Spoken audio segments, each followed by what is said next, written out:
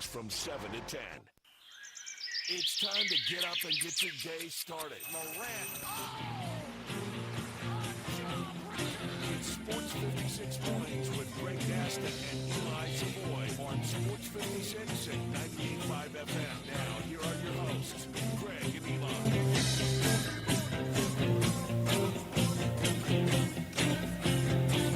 Greetings and salutations. Welcome into the Tuesday edition of Sports 56 Mornings. A chilly start to your Tuesday, but things will warm up nicely. It should be a perfect day today with the high temperature possibly not reaching 70, but right around 69, 70 degrees, which in my case, that's perfect weather. Sunshine today, but we will get some rain later tonight.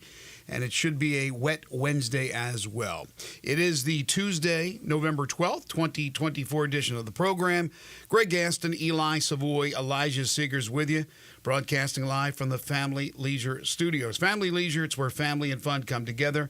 The Ultimate Game Room and Fall Sale going on right now. You can complete the Ultimate Game Room in your home with a new pool table, shuffleboard, arcade game, so much more. Plus, they got to clear out that overstock of theater seating, all priced to move. Just some of the great deals at Family Leisure, 2120 Whitten Road, just north of I-40. Coming up on the program today, a little bit of this, a little bit of that.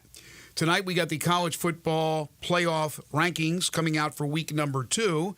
Yesterday we had the Associated Press college basketball poll, the first of the preseason that came out. Grizzlies won't play until tomorrow night, but there was some interesting NBA action to talk about from last night. There was also the Monday night game between the Miami Dolphins and the LA Rams to wrap up week number 10. We'll discuss that. Nice honor for a Memphis Tiger basketball player as the 2-0 Tigers get set to host Ohio on Friday. Bad news for the Memphis women's soccer team. We'll tell you about that. And possible defection from the Memphis football team. Plus, Ed Scott, the AD at the University of Memphis, completes his leadership team. Those are some of the stories that we'll talk about on the program today. John Neal at 8:05, our good buddy from Courage Through Cancer is going to join us for a few moments to talk about their big event coming up on Friday night at the Botanic Gardens. At 8:25, we will talk Memphis Tiger football with Jonah Dillon from the Commercial Appeal. We'll have Humdinger's Trivia come your way at about 9:05, and then at 9:25, we'll talk all things college football with a lean towards the SEC and the chaotic, interesting, crazy, whatever the adjective is that you want to use to describe what is going on and what could end up being the end result of the SEC and their playoff teams. What's going to happen with so much still to be determined? Blake Topmeyer will join us from USA Today Network. You can hit us up on the Sissy's Log Cabin listener lines by calling in or texting in. We always encourage that. 901-360-8255. Good morning. Good morning. What's happening? Just another day. Another day in paradise. We had yesterday 2 more prominent deaths, unfortunately, in the world of sports. Now, the other day, it was Bobby Allison. I talked about that on the show yesterday. Now, these are 3 guys that lived a full life. Bobby Allison, if you recall, what did I say, 86? 87? Upper 80s. No idea. Upper 80s. NASCAR Hall of Fame driver. Yesterday, we get the news that John Robinson, the former USC and Rams coaching legend, had passed away at the age of 89. I thought, you got to jump on the Rams last night, right? Well, I was wrong because the Dolphins won that game. We'll talk about that a little bit later on. But John Robinson, College Football Hall of Famer, 2 tenures at USC, winning as coach in Rams history until he was passed by Sean McVay. So a coaching legend. And then I get news this morning, I didn't see this last night as I went to bed fairly early, that Jerry Faust had died. Now, Jerry Faust is an interesting cat. He was a longtime successful coach at Moeller High School in Cincinnati and got the Notre Dame job in between Dan Devine and Lou Holtz, who won national championships there. Faust, not as much as far as the success is concerned. He went 30-26-1, which is not awful, but for Notre Dame standards, not great. He coached from 81 to 85. He passed away also at the age of 89. So again, you have that history of Notre Dame playing USC, which had always been one of the great regular season matchups in college football. And you got two guys that were part of the lure of those two programs, USC and Notre Dame, in John Robinson and Jerry Faust. So there's your three, right? They always come in threes. Bobby Allison, John Robinson, Jerry Faust. Unfortunately, the bearer of bad news I am this morning. But again, at 89, both of those guys, yeah, I would say they lived a full and prosperous life. Jerry Faust coached Notre Dame in the Liberty Bowl. Did not know that. What year was that? 1983. How about that? But again, 30, 26, and 1, okay. But for Notre Dame, no. No, not okay. Well, just think how crazy it would be if in today's, Notre Dame hired a high school coach. I know. People would what? They're doing what? You're hiring a high school coach? Although Memphis did in basketball, hired a high school coach. So I mentioned the NFL game from last night to complete week number 10. Did not see this one coming. And again, when I saw that John Robinson news, I'm in the whole thing, a little fate, here's the team, we're going to rally. They probably none of those guys knew who John Robinson was. They lose to Miami 23-15. Dolphins had to win. They're still on life support. They're 3-6, but they really had to win. The Rams 4-5 in that congested NFC West. But again, give the Dolphins credit to go into L.A. and win that game. Tua Tagovailoa, 20 of 28, 207 yards, a touchdown and a pick in his second game back from the concussions. Matthew Stafford, 32 of 46, 293, did not throw a touchdown, had a pick as the Dolphins get the win. And what's interesting is I saw this tweet from Brett McMurphy. The Dolphins sort of saved the hide of football in the state of Florida because every other NFL team from the state of Florida, which would be Tampa Bay and Jacksonville, and all the Division I and 1AA college football teams from the state of Florida lost this weekend. So the Dolphins are the only team from Florida that won, either NFL, Division I, Division I AA. The Bucs lost to the 49ers 23-20. The Vikings beat the Jaguars 12-7. Texas drubbed Florida 49-17. Florida State got rocked by Notre Dame 52-3. Miami lost to Georgia Tech 28-23. Central Florida lost to Arizona State in a back-and-forth game 35-31. South Florida got beat by Navy 28-7. East Carolina on Thursday over Florida Atlantic 49-14. Southern nipped Bethune-Cookman 25-23. Prairie View over Florida A&M 35-12. And Marist over Stetson 40-31. The only team that did not play was Florida International. Rough one for the state of Florida, I would say. So it's a tough weekend. It was, but at least on Monday, it was the Dolphins getting the win for the state of Florida. So I mentioned Ed Scott, the University of Memphis AD, has completed his leadership team. He hired yesterday Catherine Salentic and Cooper Jones. Salentic will serve as the Deputy AD for Regulatory Affairs. Jones' title will be Deputy AD, but he's basically the money guy. He's the Chief Revenue Officer. At one point, actually worked at the University of Maryland. They will join Tim Duncan, Terrence Lawley, and Haley Pruitt, who's the Senior Associate AD, to make up Scott's executive leadership team.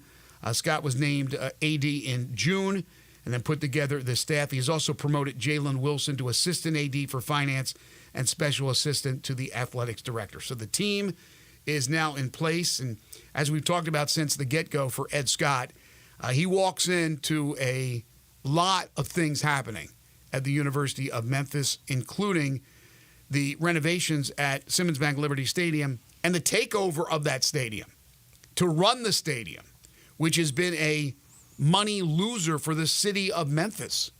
That's got to be tough to walk into that situation and go, wait a minute, what happened here?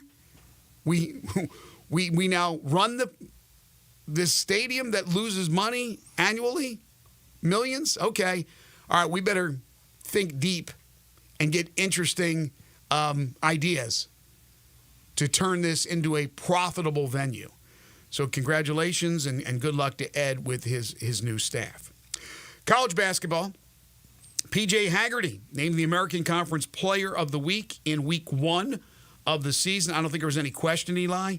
2 games for Memphis, both wins, averaged 27 points per game, 4.5 rebounds, 4 assists, and shot 50% from the field. Yeah, I'm going to guess that won't be his last of those awards I think you're right. this season. I think he'll probably win a few of those and has a great chance to probably be named Conference Player of the Year when it's all said and done. But certainly the numbers he put up in those first 2 games and with the Tigers winning both of them, not a real surprise there. I don't think that was probably would have been a very close vote. No, the only thing he struggled with was the 3-point shot, and he's not really known to be a good 3-point shooter. There are a couple of guys on that team that are, led by Colby Rogers. I think you were talking about it yesterday. Drive to the hole. When you have the ability to finish at the hole like P.J. Haggerty does, continue to do that, you're going to get a higher percentage shot and a better chance to make a shot as opposed to 3 where he's shooting, I think, roughly around 15 to 18%, something in that neighborhood. I know it's early, it's only 2 games in, but he's not known for that outside shooting, so take it to the hole. Yeah, he has attempted a bunch, and he doesn't attempt a bunch of threes.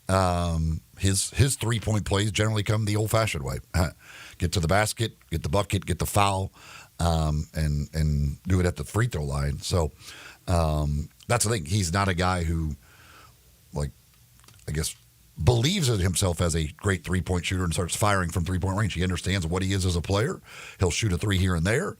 And really just needs to, if he could just knock 1 down here and there just to provide it as a threat, continue to draw the defense out on him, he can continue to do his thing of getting to the rim, which, again, he is absolutely fantastic at getting there and drawing fouls. So Memphis won't play again until Friday when they host Ohio. If you care to do any advanced scouting, if you can find a way to watch it, it's Ohio and Illinois State tonight. That's a road game for Ohio before they come to Memphis. In fact, they'll be in the midst of 5 straight road games when they play Memphis. But it's a team that was picked to win the MAC, so they got a pretty talented team. But you would think Memphis, especially if Memphis could start out quickly, which they have not done. They've had 2 incredibly productive second halves. But if they could start out quickly, shouldn't be a problem. Then they have basically a week off before they go to San Francisco. Would that be the following Friday or Saturday? Do you know off the top of your head? Elijah, do you know when that game is, if you could look that up? The San Francisco game? Because then they go from San Francisco right out to Maui to play in the Maui Classic. And that will not be easy, especially when you draw UConn to open up things. Yeah, they're pretty good, I hear. Yeah, and San Francisco's they've done good. some things. Yeah, San Francisco's good. So that will certainly be a challenge. You would love to take care of business on Friday and improve to 3-0.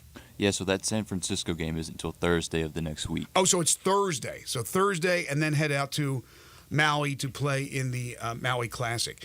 So yesterday, Todd Golden coached last night, University of Florida. They beat Grambling State 86-62. Spoke with the media afterwards. He said, look, let's let due process take its toll there. Due process, basically. Urges patience. Said that, for the most part, fans were respectful. There certainly were some that were not because of the seriousness of the allegations. But that has to be very, very strange for everybody involved, especially the AD, Scott Strickland, because they are allegations at this point. They're serious allegations. But I don't know if schools would handle the situation differently. Would they suspend the coach with pay while the investigation goes on? Or in this case, do what Florida did with Todd Golden, allow him to continue to coach? Yeah, it's certainly not an easy situation for an AD to handle. With the way these accusations are, I would think, we were talking about various messaging and stuff like that. There would, if these girls would have some pretty definitive proof of what he's been doing, I don't know. Again, these accusations, this is off the charts creepiness by him, and certainly if these allegations are found to be true, he will be out. And you would think that maybe the best course of action would be to put him on leave or something while you do this investigation. It's a little surprising to me that he coached a game last night. I was very surprised. It is a really weird deal, and he's apparently, if these things are true, a really weird dude. Not like this isn't unprecedented. We've unfortunately had situations like this with coaches in the past, but I think for the most part, they're put on leave. They're paid because, again, you can't assume guilt yet, but they usually are not out there in the forefront representing your program. So this was strange to me as well. Yesterday, the first regular season AP college basketball poll came out. Kansas, with that win over North Carolina, in which they led by 20 and then had to hang on, they got 44 first-place votes, number one. Bama got 6 first-place votes, number 2. UConn, the two-time defending champions, got 7 first-place votes, number 3. Gonzaga got 3 first-place votes, number 4. They had the demolition of Baylor. And Auburn, coming off the win over Houston the other night, got 2 first-place votes, number 5. So the top 5 all get at least 1 first-place vote. Then Duke, they're back in action tonight with Cooper Flagg. Iowa State, Houston drops to 8th. Arizona, North Carolina with the loss is number 10. Tennessee, by the way, number 11. Arkansas, John Calipari's team, 1-1, 18th, and they picked up a 5-star recruit yesterday who committed to them. Number 19, Kentucky.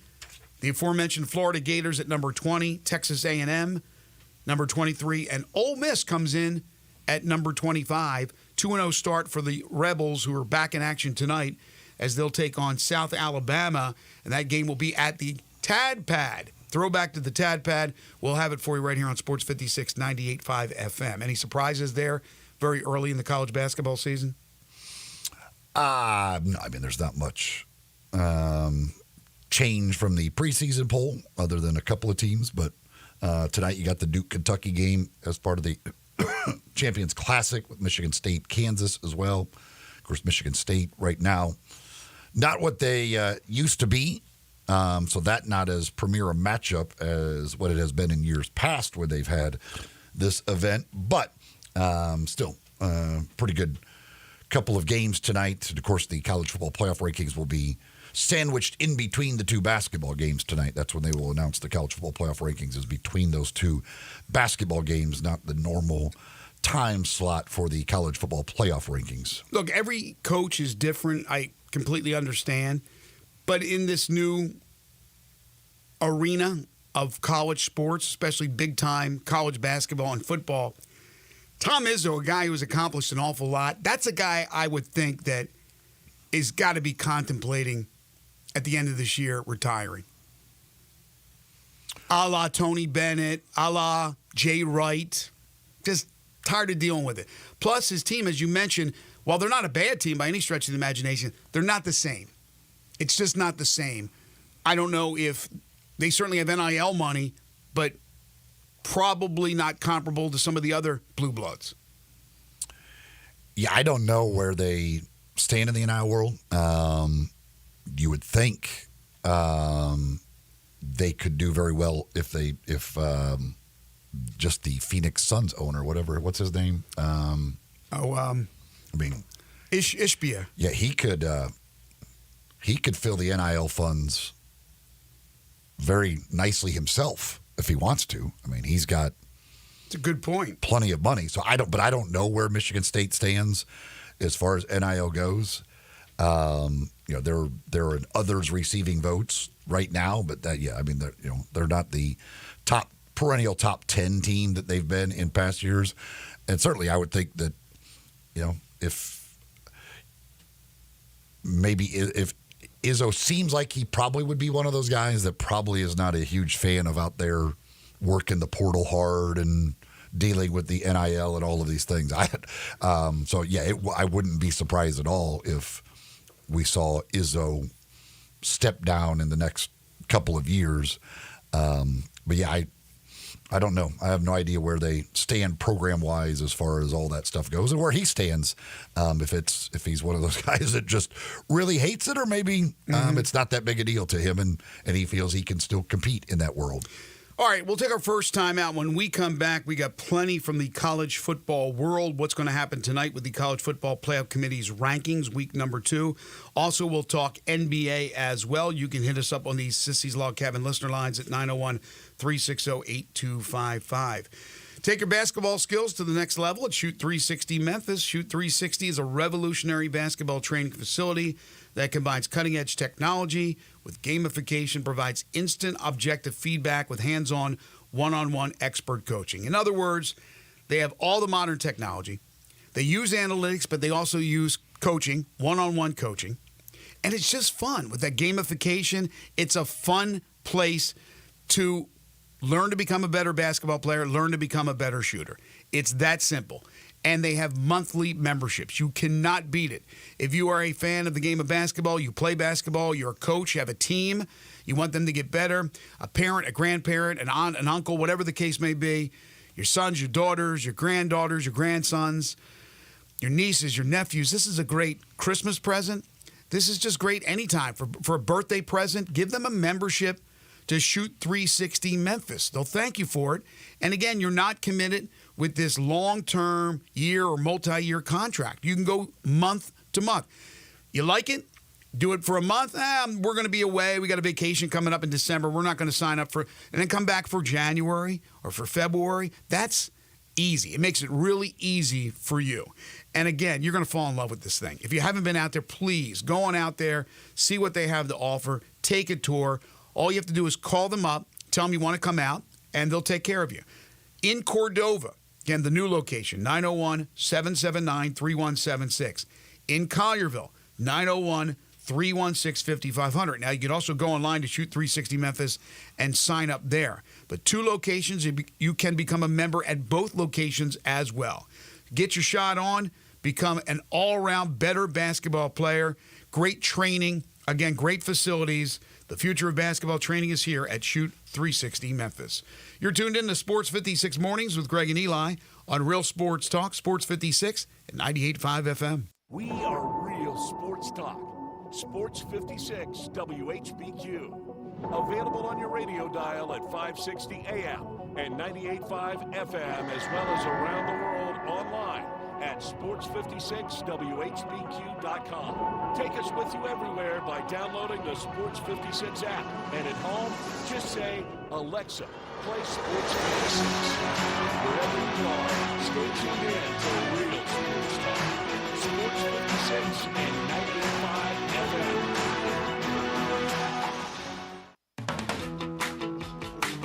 Family Leisure needs your help. Family Leisure has inventory they've got to move because you know what season is coming up. So why wait? You can complete your ultimate game room with a new pool table, a new shuffleboard, new arcade games, or just get all of them. Tons and tons of theater seating, overstocked and priced to move.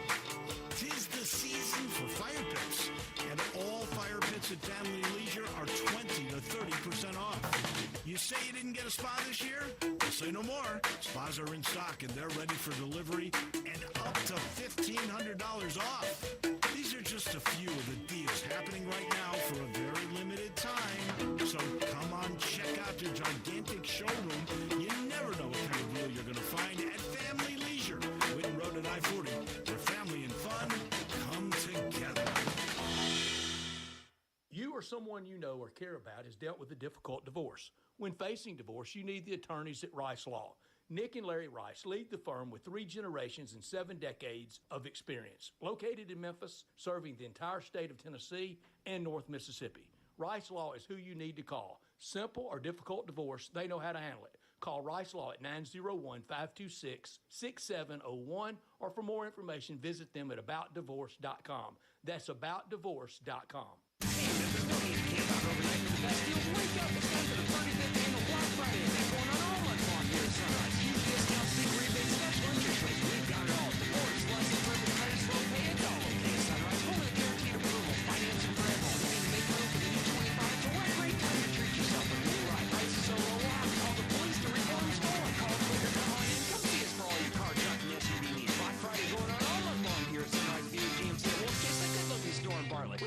to buy a car. Indulge yourself or your loved ones this season with a trip to Sissy's Log Cabin. Here, you can shop our expansive selection of designer brands, one-of-a-kind jewelry, and spectacular statement pieces, all while enjoying the Sissy's promise of unmatched quality, service, and brilliant natural diamonds. Stop by any location or shop online at sissyslogcabin.com to find your trusted jeweler for holiday memories that will last a lifetime. Make a statement this season only at Sissy's Log Cabin. Ole Miss Rebel Yell is back. The Rebel Yell Hotline Radio Show is back on WHBQ Sports 56 and 98.5 FM. Every Monday night at 6, hear the latest news on your Ole Miss Rebels with Yancey Porter with 24/7 Sports, former Ole Miss defensive tackle Mike Fitzsimmons, Gordon Ford covering SEC Sports Call, and former Ole Miss baseball announcer Gary Darby. From kickoff to free throw to extra innings, your Ole Miss Sports on the Rebel Yell Hotline Show right here Monday night at 6 on Sports 56, 560 AM and 98.5 FM. Your Mid-South Sports Station. Sports 56 traffic. Good morning. Still a little bit heavy over here on 240 East up by Perkins, all the way back to Mill Branch. It's trying to recover from a wreck we had over here on this side of town earlier on 240 East near Perkins. Again, just hang in there. Hopefully it's going to get better as traffic increases even more on I-40 westbound coming in from Fayette County as you come down the interstate here on 40 West, passing Chambers Chapel, Canada Road, all the way to Sycamore View Road. Hey, affordable, compassionate veterinarian care for your pet at the Humane Society of Memphis Shelby County. Check out the animals that are up for adoption by logging on to their website at memphishumane.org. I'm Commander Chuck with your on-time traffic.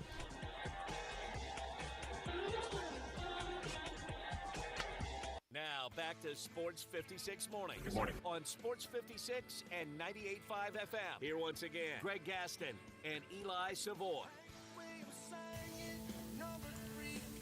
Welcome back, everyone. 7:27 the time, hour one here on Sports 56 mornings.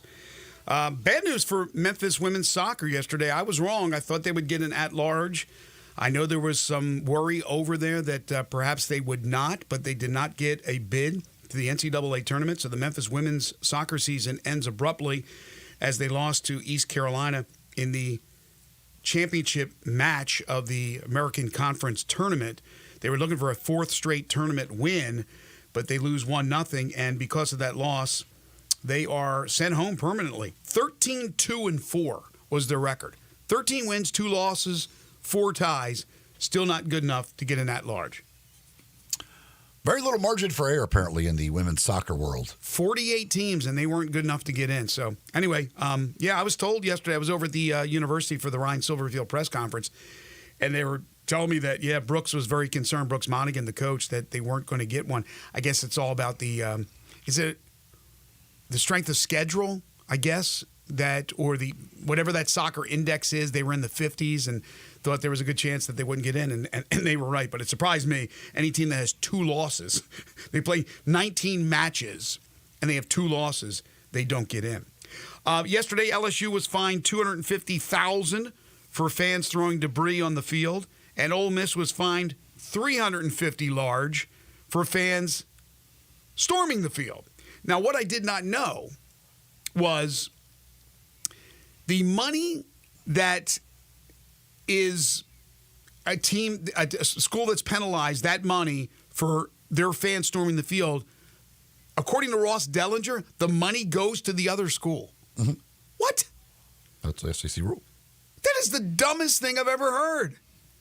That is the dumbest thing. So the rich get richer. Just continue to shell it out to everybody in the conference when you could probably do something for charity. Just a thought. You have this big fine, which doesn't appear to be any problem for any of these schools. They kind of poo-poo it when they talk about a huge win, that they'll trade in a huge win any day of the week for $250,000 or $350,000 in penalties. These big-time schools, again, no big deal. They'll pay it, but you pay it to the other school? That is ridiculous. Again, give it to the Cancer Society. Give it to any charity you can come up with. That makes no sense to me. I had no idea that was. You knew that the whole time? That's that where rule's been in place for a few years now. Where does the money go from the debris? That goes to their, I think, scholarship fund, some SEC scholarship fund, something like that. Okay, that's not a bad thing right there. But it's more likely you're going to get the field storming than you're going to get the debris thrown on the field. Now, if it was an NFL game, that may be a little bit different. But with Ole Miss, yeah, $350,000, that's not going to make them or break them. But now Georgia gets the money. Thank you. So Georgia loses the game, but they get a little money, get a little extra something. That's nuts. And Ole Miss is passing on the LSU money that they got. So, well, they had to add 100,000. Lane joked after the game that there could be 2 fines that they stormed twice, and he was kind of right. There was the extra fine for the early storming, but not the full $250,000 for that storming. That was just the $100,000 add-on for the early storming. They're very sneaky about it, but they kind of add that money into the students' fees for next year. Students don't even realize that. Parents don't realize it. They make up the money in that way. I'm kidding, but you never know. But it's just amazing how, $100,000 here, $200,000 here, $300,000 here, pocket change, no big deal. All right, so tonight we find out where Ole Miss is and everybody else is with the College Football Playoff Committee rankings for week number 2. The only thing I know for certain is Oregon and Ohio State will remain number 1 and number 2. The change will come at number 3. You had number 4 Miami losing. You had I don't know where LSU was. They were number 15, so they were already down there a little bit. They lose. So it'll be interesting to see what the order is. As far as the setup is concerned, it's going to be 4 from the SEC, 4 from the Big Ten, 1 from the Big 12, 1 from the ACC, Notre Dame, and Boise. That's not going to change. I think it's pretty simple. Not the order, but you flip-flop Georgia and Ole Miss. Because Tennessee, again, they have the big one with Georgia this week, but this is pre that game. So Tennessee isn't moving. Alabama picked up a big win. They'll probably move up a little bit. And then Texas. So where's that 4th team going to come from? Again, it doesn't have to be 4, but you're not knocking off undefeated Penn State or knocking out undefeated Penn State and Indiana, along with Oregon and Ohio State. Penn State's not undefeated. Well, Penn State's got a loss to Ohio State, but they are number 6 last week. They're not dropping out. That's my point. They're getting the 4 teams, the Big Ten. So it leaves the SEC with 4, right? Because the Big 12 and the ACC are not getting a second in the rankings this week. So Ole Miss was number 16, and Georgia was way up there at number 3. That's a big difference of 13 positions. But how can you in your right mind, if you're on that committee, and Georgia's had other close calls this year, how can you turn around? And I know Ole Miss has the loss to Kentucky, bad loss. Their other loss was LSU. But Georgia and Ole Miss in this scenario, you got to just look at the head-to-head. And Ole Miss not only beat Georgia, they dominated Georgia. So to me, you figure it out, committee, but Ole Miss goes ahead of Georgia.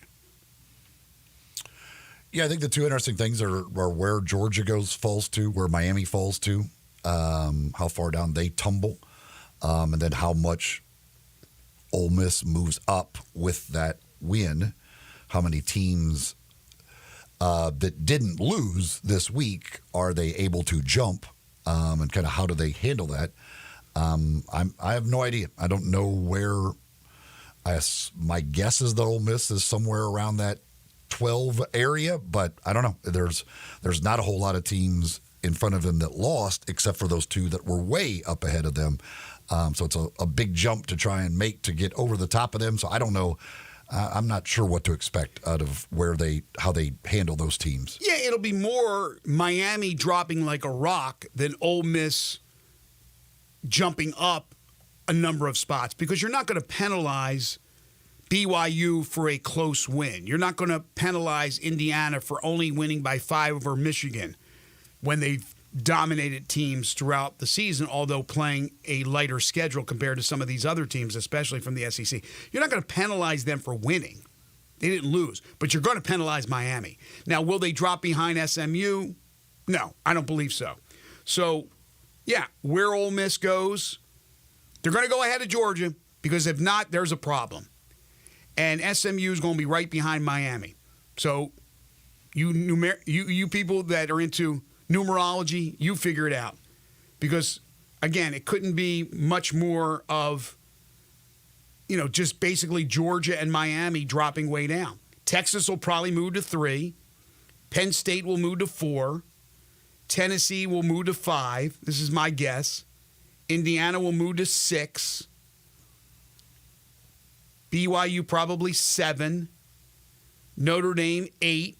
I mean, I don't think Notre Dame crushed Florida State. They're not going to get penalized because Florida State's terrible. I mean, they won 52-3? Alabama moved to 9. And then that's when you may see Ole Miss jump up to 10, something like that. So that's all it's going to be. There's not going to be much drama in tonight's unveiling of the rankings. The only thing that's going to be a problem is if Georgia is still somehow ahead of Ole Miss.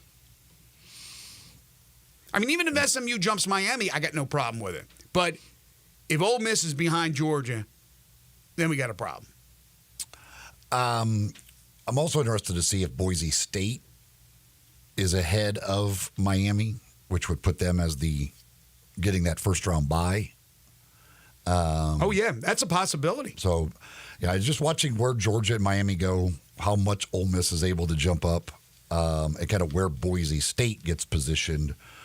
Those are the things that I'm interested in because I don't think there's any guarantee whatsoever that Ole Miss is ahead of Georgia in this. But, it'll be – those are – obviously all the other teams won, and there's no real drama there. Obviously, we know LSU is going to fall down, and some of these other teams that were right around Ole Miss that are going to go tumbling down, and Ole Miss is the one that's coming up.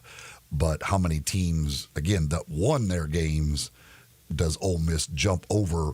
And then also and how many teams, how far down do Georgia and Miami tumble off of their loss, especially for Miami with it being their first loss of the year. So still only a 1-loss team, but where do they position them versus some of these 2-loss teams?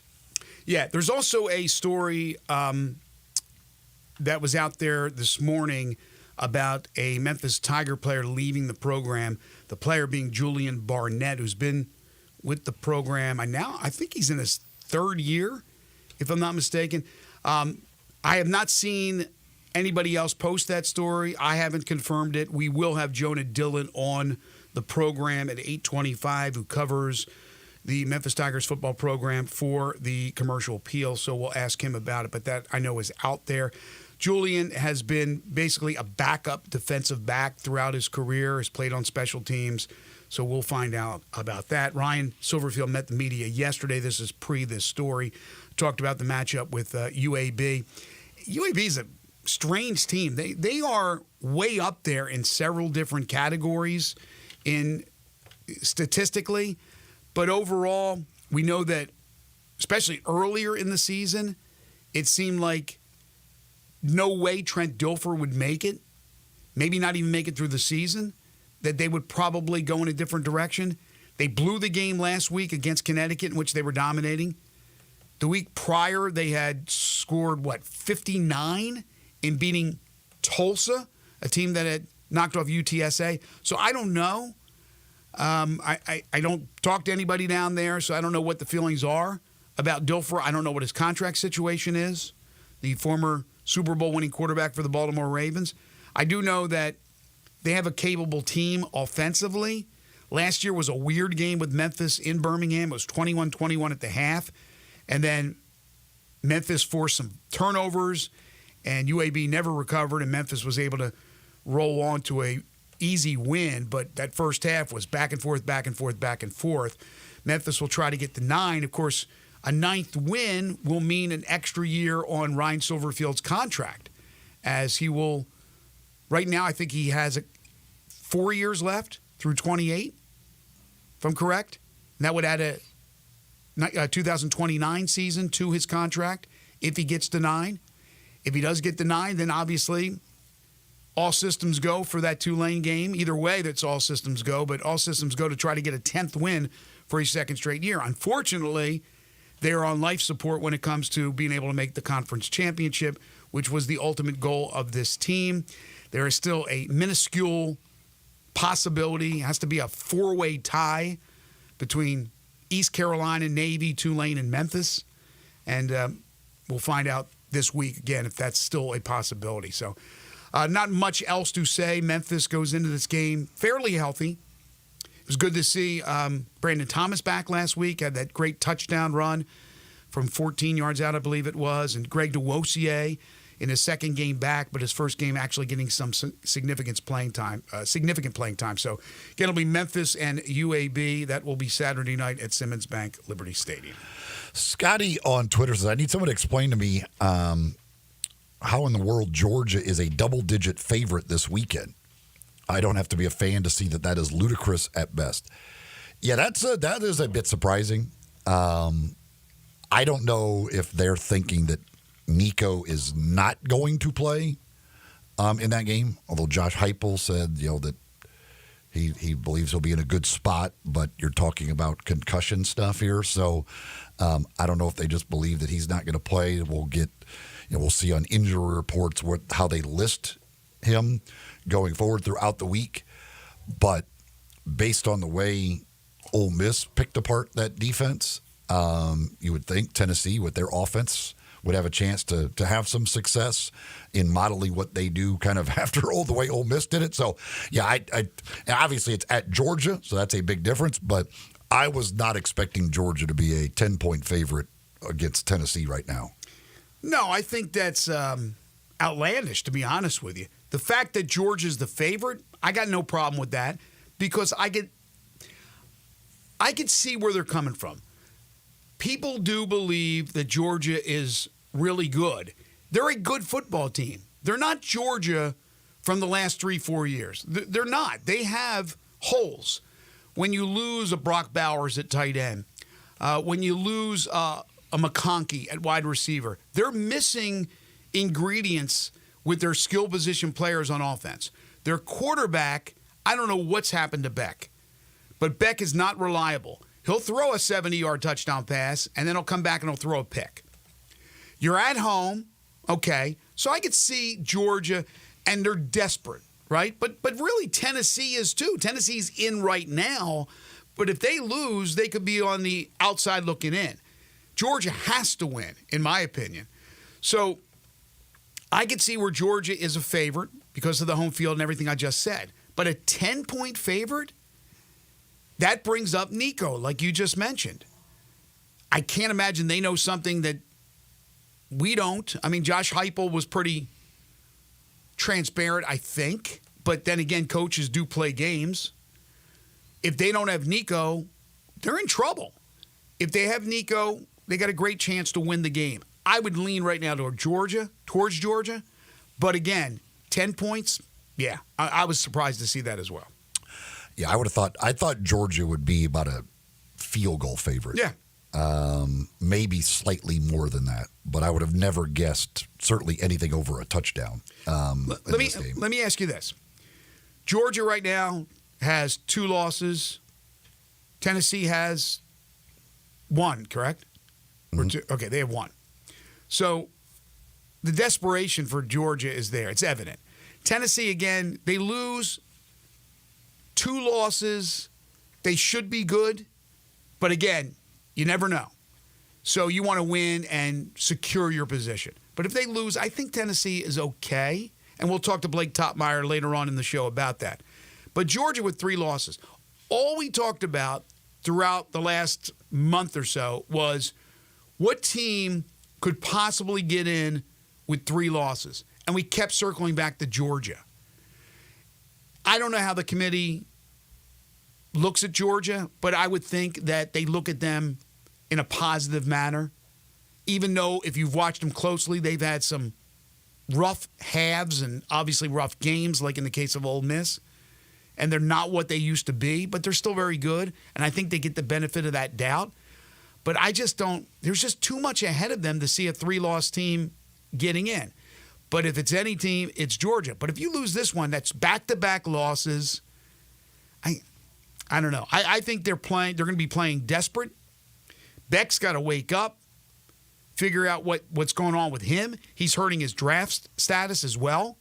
I mean, he's going to be drafted. He's going to be one of the top quarterbacks drafted, but you can forget about first round. I can't see that happening unless the team out there is desperate. I mean, he has really succumbed to pressure in games and has thrown a lot of interceptions. But, yeah, this one will be the game that everybody's focused on because this will have a huge bearing on the college football playoff. Tyler texted on the Sissy's Log Cabin listener says Ole Miss has a win against Arkansas, who beat Tennessee. If Tennessee loses to Georgia, that's two teams Ole Miss has beaten that they couldn't. Would Ole Miss be ahead of Tennessee in that situation? I think so. Yeah. Yeah. Ole Miss will be ahead of the loser of that game one way or another. So I think Ole Miss 10-2 Ole Miss, I believe, gets into the playoff. I don't know where they fall in that, but I believe Ole Miss with wins against Florida and Mississippi State, which obviously you would expect that they would win both. I think 10-2 Ole Miss is in the playoff one way or another. Carnage in front of them is going to help Ole Miss, but them just going out there and winning those two games, I agree with you. They're in great shape. And even if they don't get into the SEC championship, I think they're fine. Now, the question is, if they get into the SEC championship and they lose, and we've talked about this ad nauseum, that Jerry Palm will be with us tomorrow, has said that in the past, teams have not been hurt by losing in the championship game. But in a congested SEC, even with an expanded playoff, could a team get hurt by having that third loss? I think Ole Miss, the best situation for Ole Miss is just win your two. Hopefully they don't get in the SEC. I mean, they obviously want to win an SEC championship. Go ahead and stamp their – look, if you get in and you win, you're going to be a top four. You're going to have a bye. So you that's the ultimate goal, right? You want to win a national championship. So I understand that. But to be safe and in the playoffs, to me, in my opinion, you win your two, you don't get to the SEC championship, I think you're still in great shape. You're going to be in the playoffs. The holiday season, well, it is getting here. It is upon us. Shopping time is going to be here before you know it. And Genesis Diamonds is stocking up and has things ready for you. All new merchandise being brought in for the holiday season, from fresh cut diamonds to the latest styles in premier fashion jewelry from all of the top designers out there. So whatever gift ideas you might have, whatever person you might be shopping for, well, go see the folks at Genesis Diamonds, and they will take good care of you with the best quality, great prices, great service to help you pick out that perfect piece of jewelry for that special someone on your holiday list, whatever it might be. Again, maybe it's an engagement ring. And they got the unbelievable selection of engagement rings from all the top designers with an amazing selection of diamonds at a great, amazing direct importer pricing. Maybe it's something like a pair of earrings or just a necklace, whatever it is. They're going to have a great piece of jewelry, and they got a great staff not working on commission to help you pick out that perfect piece of jewelry this holiday season. Genesis Diamonds, Poplar, and Perkins Extended. All right, we got some NBA talk to wrap up hour number one. It's next. This is Sports 56 Mornings with Greg and Eli on Real Sports Talk, Sports 56 and 98.5 FM. Add a little fun to your lunch break. Join Johnny Radio for Sports 56 Happy Hour from 11 to 1 every weekday on Sports 56 and 98.5 FM. Summer may be over, but yard work, it goes on. Don't worry, Colonial Hardware makes it easy for you. Colonial Hardware has all the lawn and garden tools you need from the best brands in the business. Ferris, Snapper, Husqvarna, Toro, Echo, Shindaiwa, and Billigo. Servicing most brands of lawn equipment, Colonial's master service techs will keep you going year-round. Colonial Hardware, family-owned and operated, and serving you for nearly 50 years. Next to Bass Pro Lake at Sycamore View, and online at colonialhardwareincom.com.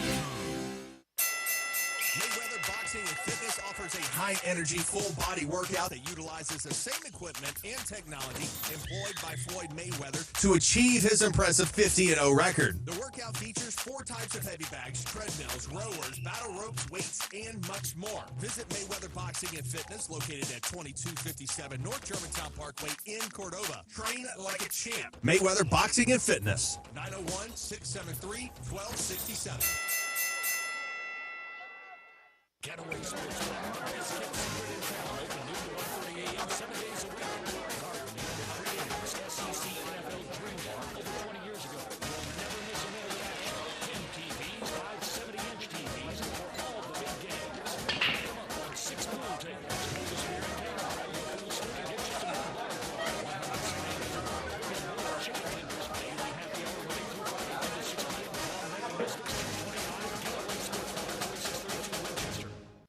back to Sports 56 Mornings. Good morning. On Sports 56 and 98.5 FM.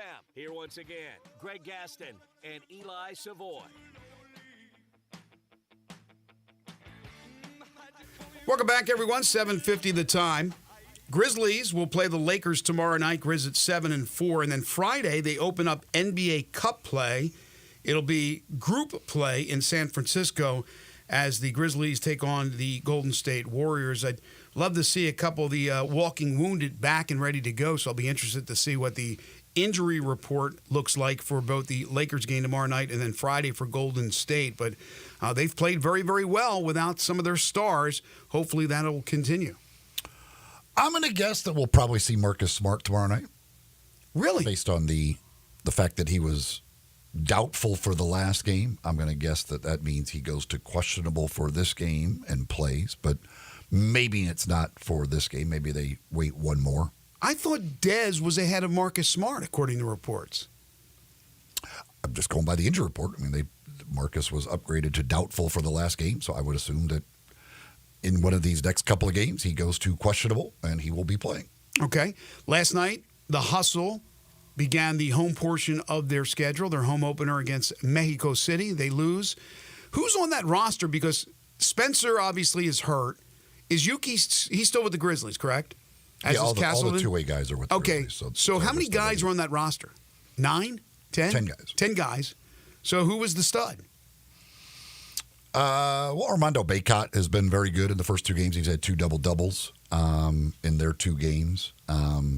Certainly no surprise there. I mean, a fantastic college player. And so he's been really good. They've only got 2 guys back from last year, and one of those, David Johnson, is injured right now, so he's not playing. But Lucas Williamson, the other, is the only. So Lucas Williamson is the only actual returning guy from last year's team. They made a bunch of trades, kind of redid the roster for this season. Miles Norris had a big game in the first game. Williamson had a nice game in the first game. They have really struggled shooting the basketball through their first 2 games. Last night was a real struggle from 3-point range in the loss. They just haven't been able to, they haven't, in the G League, normally teams score a lot of points. They have not hit the 100 mark yet in either of their 2 games this year. They've shot under 40%. Actually, I think overall field goal, they might have ended up over 40% last night, but the 3-point shooting was terrible. And they've actually struggled at the free throw line in both games as well. Not good. Trey Burke beat him last night. Trey Burke was awesome. He took over the game in the second quarter, then he took over the game in the fourth quarter. He's still pretty good. Trey Burke playing in the G League. The veteran can still light it up, and he was a mid-range assassin last night. Got wherever he wanted to and hit every shot that he needed to, and went for 34 on them last night. It was impressive. Where's Dusty Hannas when you need him? I don't know. I don't know where Dusty is right now. I don't know if he's overseas or where he is. I have not checked on Dusty to see where. I know he was playing overseas last year. I don't know if he is still over there or not. Last night in the NBA, the Cleveland Cavaliers make it 12-0 to start the season. They beat the Bulls in Chicago 119-113. They're the 8th team in NBA history to begin the season 12-0. They're rolling, and Donovan Mitchell is rolling. He's pretty good. You expect that from Donovan Mitchell, but Darius Garland is playing fantastic. You got a nice combination up front with Jared Allen and with Mobley. They're really good. Good bench. That's not a surprise. They're obviously 12-0. You don't expect that, but it's a really good team. And they're healthy right now. You know, the last year Allen was out and they had battled injuries and stuff. But that team, I mean, we know Garland's a great player. We know Donovan Mitchell's a great player, and those guys, Mobley continues to get better, and Allen certainly is a solid center. So yeah, it's not a surprise that Cleveland would be really good. Also last night out west, the Thunder and the Clippers. Thunder beat the Clips in a high-scoring affair, 134-128. The Thunder, of course, just got the bad news the other day about Chet Holmgren. Hartenstein, one of their big offseason acquisitions, has been hurt. Yet they ride Shai Gilgeous-Alexander. That's a pretty smooth ride. He had 45 points last night for the Thunder in the 6-point win. Yeah, this is going to be an interesting little experiment here, I guess, for the Thunder. Going small? Until one of these guys get back. Shai Gilgeous-Alexander was the tallest guy in the starting lineup. Isn't that crazy? At 6'6". So they are playing a 6'6" and under league at this point. But they are going to try and, I would assume, just run teams out of the gym. They forced a bunch of turnovers. This is going to be, especially when they play, some teams with, the big, massive centers, kind of who can win that battle to get the other one to have to make changes. But that's going to be, they've got 23 turnovers last night from the Clippers. I mean, the Clippers went 20 of 37 from three-point range, and a team that didn't start a guy over 6'6" still beat them. Yep, still lost that game. What did you think about the incident the other day with Jaylen Brown and Giannis Antetokounmpo? When Antetokounmpo had put out his hand to shake his hand, and then Brown tries to shake it, and he does the old, It's what Giannis says. Psych. Like, that is who Giannis is. Like, Giannis is kind of... Like a goofball? Yeah. It's like Shaq. He has fun. He likes to have fun, and... Brown took exception to it. And Brown seems to be the opposite of that. Brown doesn't smile very often. Brown seems to play angry. So it's not a surprise that Brown would be a guy who might be a little offended by that, but that is kind of how Giannis is. He tends to like to have fun out there. Well, right now the guy who should be laughing is Brown and not Giannis, because Milwaukee's having all kinds of problems. So we'll see if they can rectify the situation in Milwaukee. From the world of Major League Baseball, the postseason awards will be rolling in fast and furious here. They announced the finalists for all the categories. Also, Jeff Passan reporting that the Toronto Blue Jays will have the first meeting with Juan Soto. That'll be coming up this week. The Red Sox are then next, followed by the Mets and the Yankees. Again, according to Jeff Passan, I don't know if any other teams will get involved, but we're talking about minimum $600 million. Some people believe it'll be $700 million to solidify the services of one Juan Soto. It is going to be a real interesting race between the deep-pocketed Major League Baseball organizations. He's going to earn enough to live off of. You think he can get by? I think even if it's New York, I think he'll be able to live in New York. I think he'll be able to afford a place in New York off what he's going to get paid. I don't know about that. All right, we'll take a break. When we come back, hour number 2, we'll open up talking with John Neal. He runs Courage Through Cancer, and they have a big event coming up on Friday, so we want to catch up with John about that. Just does an outstanding job with that, and I'm sure cancer has touched everybody's lives, and in certainly a scary, negative way and a tragic way in some regards, but also in an uplifting way. And that's what this is all about Friday night. We'll talk to John about that. Then we turn our attention to Memphis Tigers football. Jonah Dillon will join us at 8:25. We got Humdinger's Trivia that'll come your way at about 9:05. Blake Topmeyer at 9:25 on college football and what to expect tonight with the College Football Playoff Committee's rankings. He, of course, is from USA Today and the USA Today Network. You're tuned in to Sports 56 Mornings with Greg and Eli on Real Sports Talk, Sports 56 and 98.5 FM.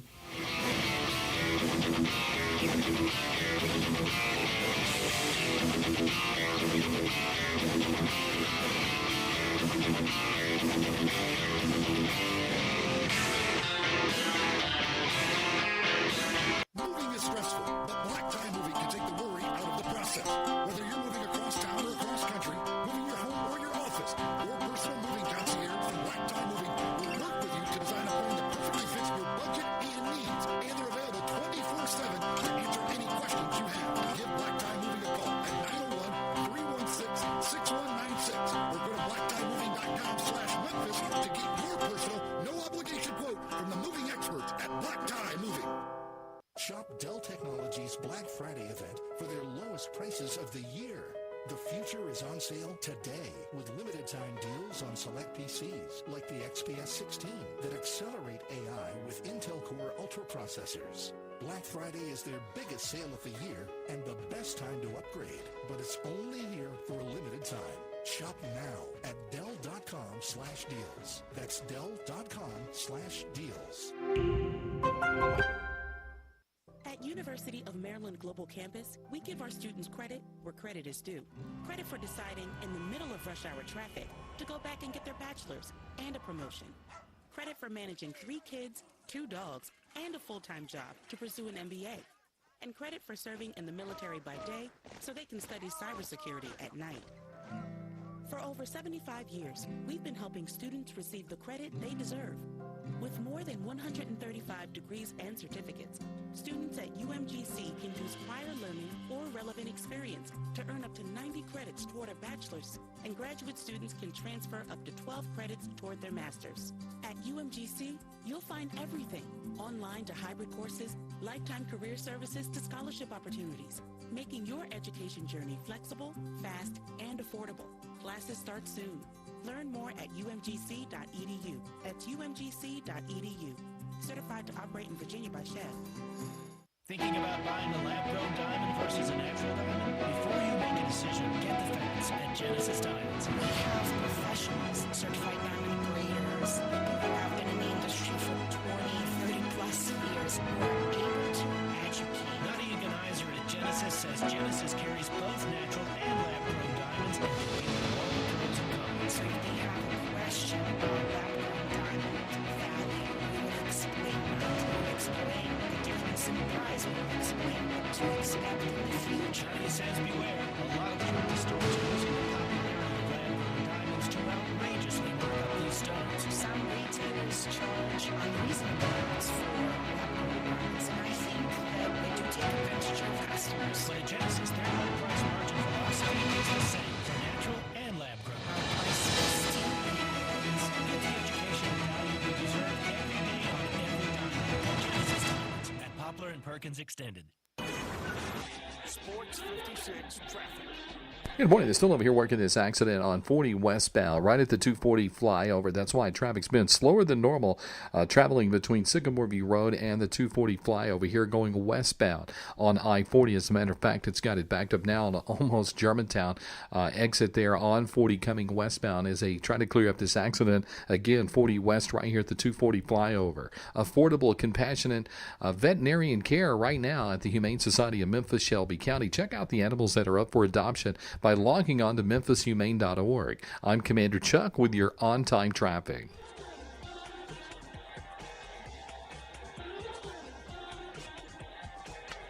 Broadcasting from the Family Leisure Studios, we are Sports 56, WHBQ Memphis, and W253DF Memphis.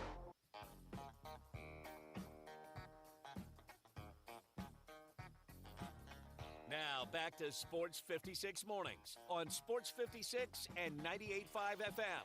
This hour is brought to you by James Gaddis Jewelers. Don't you just love it? Here once again, Greg Gaston and Eli Savoy.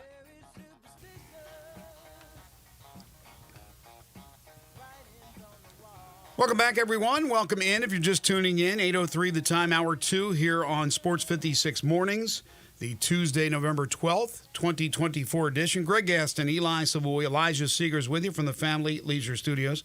Family Leisure, it's where family and fun come together. Family Leisure, 2120 Whitten Road, just north of I-40. Currently 53 degrees, going to get up to 70 today. Mostly sunny, should be a beautiful day. Mostly clear this evening, but becoming cloudy with showers developing after midnight. So should be good this evening, but then rain in the overnight hours into Wednesday. Your Wednesday looks to be pretty much rain throughout the day, about an 85% chance with a high of 65. Then the sun will return on Thursday. Hour 2 of the program brought to you each and every day by James Gaddis Jewelers. We got the holidays coming up. I'll tell you more about what they have to offer a little bit later on in the hour. Plus, John Neal will join us in just a few moments. But it is Tuesday. It's time for Humdinger's Trivia.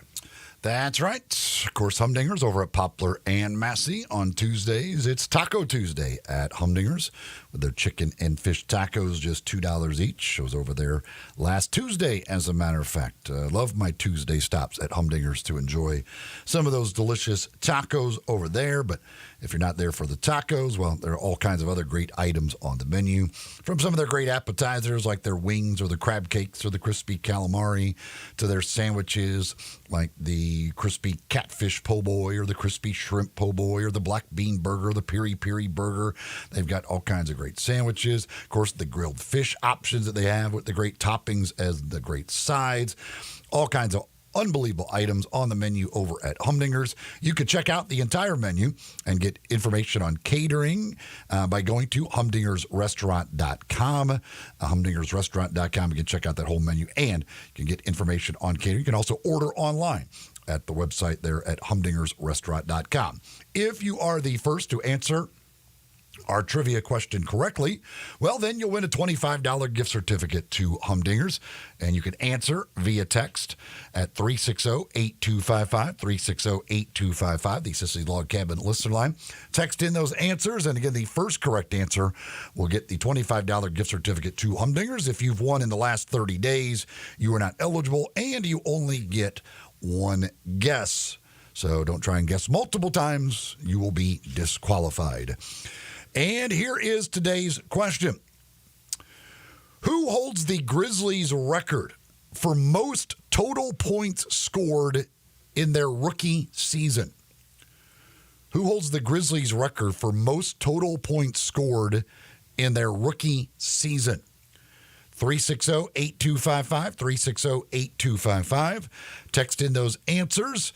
And the first correct answer gets the $25 gift certificate to Humdinger's. Who holds the Grizzlies record for most total points scored in their rookie season?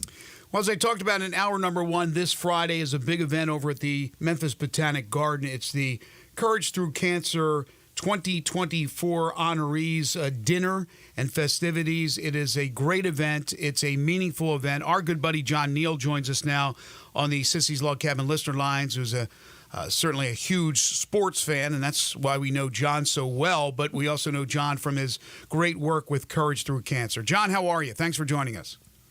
Great, guys. Thanks for having me on this morning. It was a little tough getting into work today, but yeah, traffic's out there is a little bit of a bear right now. Oh, really? Why is there a bear? Is there accidents or? There was like 3 trucks like blocking the flyover to get to head to Walnut Grove. It was awful. It was just awful today. Yesterday afternoon was a rough day out on I-42, so I don't know. Maybe there's something in the water these days. I don't know what's going on, but yesterday on I-40. I'm just buying a helicopter tomorrow. I promise you. I'm tired of all this.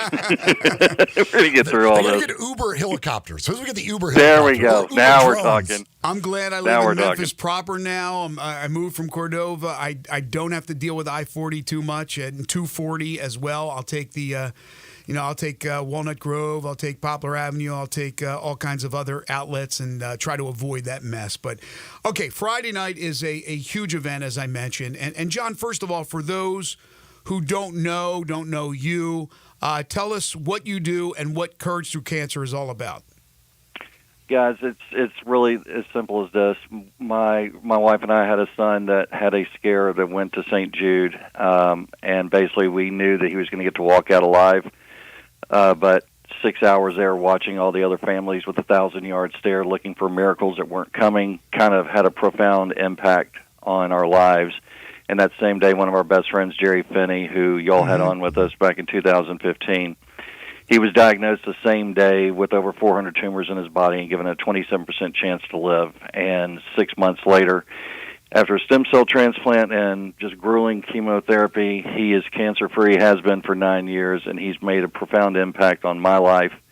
And what I found during that time is that there just was not a lot of patient support out there. There was a lot of facts. You could go to WebMD, you could go to websites.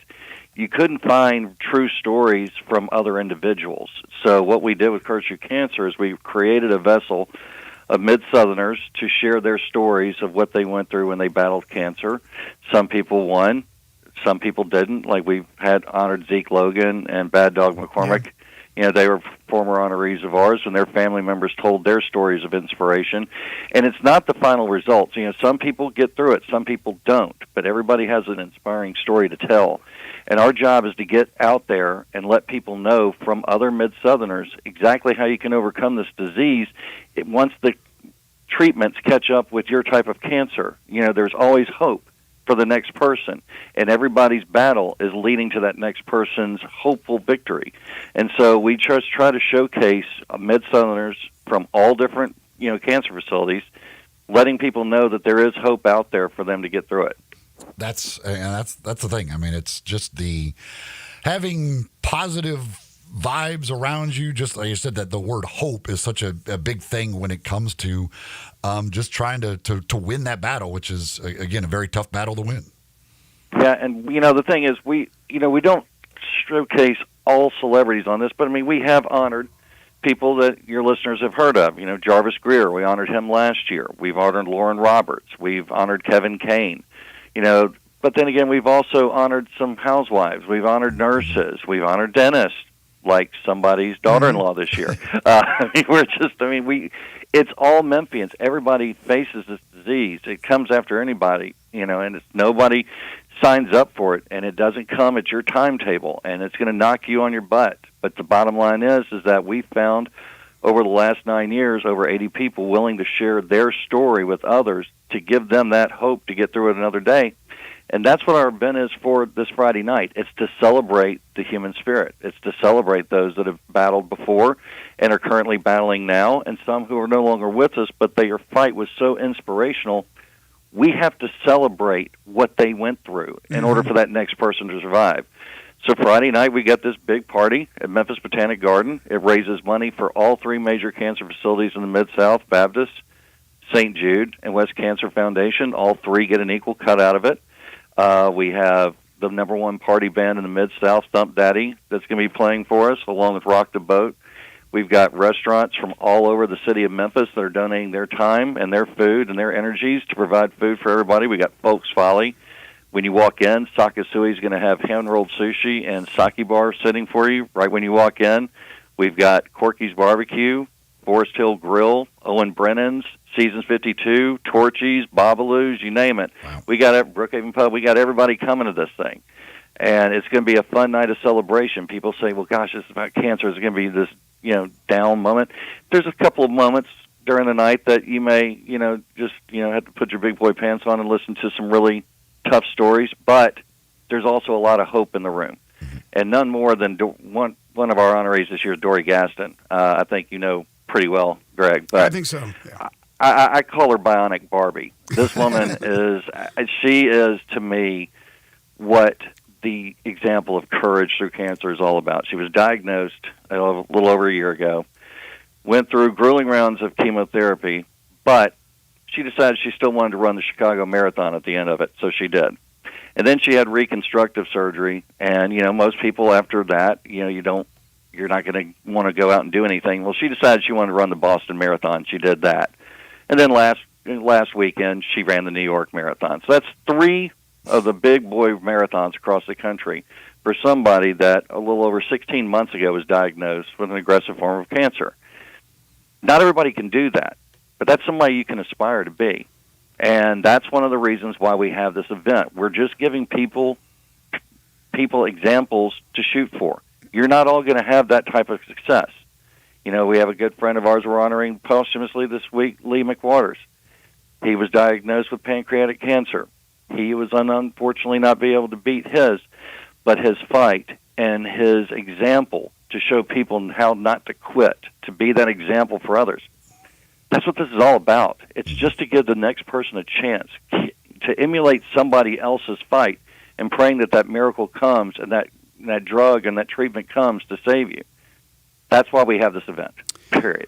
Well said, John. And for those who want to get tickets for Friday, it's ctcmemphis.org, ctcmemphis.org. And again, look, there's probably not any person out there who has gone through their life and has not been touched by somebody who has had to battle cancer in their life, whether it be a family member, whether it be a close friend, whether it be a coworker, whether it be a teammate. I think it's almost impossible that you have gone through. If you have, consider yourself fortunate, because I think it has touched in a bad way, but certainly an uplifting way, especially with these stories that you'll be talking about and have been talking about for years now, with the battles and the battles that have been won. So, so since everybody is unfortunately touched by this dreaded disease, it makes sense Friday, even if there's not anybody directly associated with this event being honored on Friday, just to be there because of what it means. The great time you'll have Friday night. You just mentioned all the restaurants, the great drink, the great music, the great food, to be there just to support the Mid-South Cancer facilities. It makes sense even if you're not directly impacted this year. Yeah, one of the great things this year, we tried to do a little bit of a new sponsorship wrinkle this year, to where if you bought, a Hope package or a Courage package, for $5,000 or $10,000, not only do you get to bring 10 of your people, but then again, you're now all of a sudden going to have 25 cancer patients and survivors. This year we have 124 cancer patients and survivors that are able to attend for free based on the sponsorships of some of our Mid-South organizations. Dell Technologies, Heavenly Hounds have been instrumental in helping us all throughout the year. Christopher Traving, Silvano, Superloader, just to name a few. But there's a lot of hope that's going to be out there tonight. But the thing is, last year I think we had like 55 survivors. This year we've doubled it. And that's a great thing, because the whole point is this event is for them. It's to let them know that their fight was not in vain. Their fight was not something that was supposed to change them for the worse. It's to change them for the better. All the people that care about you, all the people that watch, this is a chance to bring them all together and celebrate it. And you know what? You're going to learn something from somebody else's fight, and that's what we're trying to do. We're just trying to give people that hope. Again, it's this Friday night. I want to remind everybody it's this Friday night. ctcmemphis.org is where you can purchase your tickets. It'll start at 6:30 at the Memphis Botanic Garden. Who will be the Yeah, and we're cutting off, just real quick, I apologize. We got to cut off tickets Thursday night. We only got about 42 left to go, so it's going like crazy. So hopefully y'all can sign up, and we'd love to have you all there. Who will be the other honorees? This year we have two St. Jude patients, Addie and William. If y'all want to go on Facebook, look up William God's Warrior. You want to talk about what the miracle child he is. We have Nikki Catron, who was diagnosed with cancer when she was on furlough during COVID. Kind of a scary time. Michelle Whitlock is celebrating her 20th anniversary of being cancer-free and what she's changed her life with it. Mike Catawar Jr., who's the CEO of K-Power. Carrie Anderson, who used to be sports anchor, weekend sports anchor on Sports 56. She's our Jerry Finney Civic Courage Award. Jarvis Greer nominated her for that. And then we have two families, the Bruce Thompson family and the Hall Italiano families. Those two families alone combined have over 20 members in their family that have battled cancer in the last 30 years. But the thing that they keep doing is they just keep moving forward. They just are very positive. They have a love for each other, love for one another, and they set an example for one another to raise the bar. So hopefully the outcome will be better. It's just these are some extraordinary people, and all their videos will be on our website by this weekend, ctcmemphis.org. I highly recommend everybody listen. It's just and watch. These people have got some really impactful stories, and if you know of somebody that's trying to get through their treatment or trying to get through their diagnosis or whatever, forward them to ctcmemphis.org. We have everybody arranged by cancer types, by names, whatever. You just look it up. I promise you'll leave a better person for it. And again, as you mentioned, Lee McWaters will be honored posthumously. And, of course, my beautiful daughter-in-law, one of my heroes, Dory Gaston. Jarvis did text me a moment ago and said, to give a shout-out to Carrie. Carrie is a good friend, and I was very, very happy to see her when you had the event, John, over I guess about a month ago, whenever it was, 6 weeks ago, and to see Carrie, and very, very glad that she'll be honored as well. She has battled back from breast cancer after leaving Channel 5, going on to FedEx. So, again, it's a great event Friday night. Friday night, as you said, is going to be more smiles than tears, but it'll be a little bit of both, and, it has to be when we're talking about the Big C. And you guys have done an unbelievably great job in putting more awareness to what's going on with these cancer facilities. ctcmemphis.org. If you just like to contribute financially, whatever information you need, they can provide that for you. And, of course, purchase tickets. And as John said, the tickets are going fast, about 42 remaining for Friday night's event at the Memphis Botanic Garden. John, great job as always. Thank you so much. Look forward to a great event on Friday night. Always honored to be on with you guys. Y'all have a great show. Y'all have a great week, and thank you again for giving us this platform today. Appreciate it very much. Thank you, John. The only negative thing for me is I have a game on Friday night. I'm looking forward to calling a Memphis basketball game and then hustling over to the Memphis Botanic Garden because it'll be going on, I think, until about 11:30. It's going to be a fun party, again, for a very, very worthy cause. All right, we do have correct answers here, and Elijah, get ready. You're going to be needed for tiebreaker purposes here. The question for our Humdingers trivia was who holds the Grizzlies record for the most total points scored in their rookie season. Now, a lot of people came with Ja, and I couldn't possibly make it. It wouldn't possibly be that easy. So Ja is not the correct answer. A lot of Pau Gasols. Certainly good guess, but also not the right answer. Give me the question again. I wasn't paying attention. Most points in rookie season for? Yes. For the Grizzlies? Yes. Okay. Was it Mayo? It is O.J. Mayo. O.J. Mayo scored 1,516 points in his rookie season, which is number one. He's second in points per game as a rookie, but he is number one in total points scored as a rookie.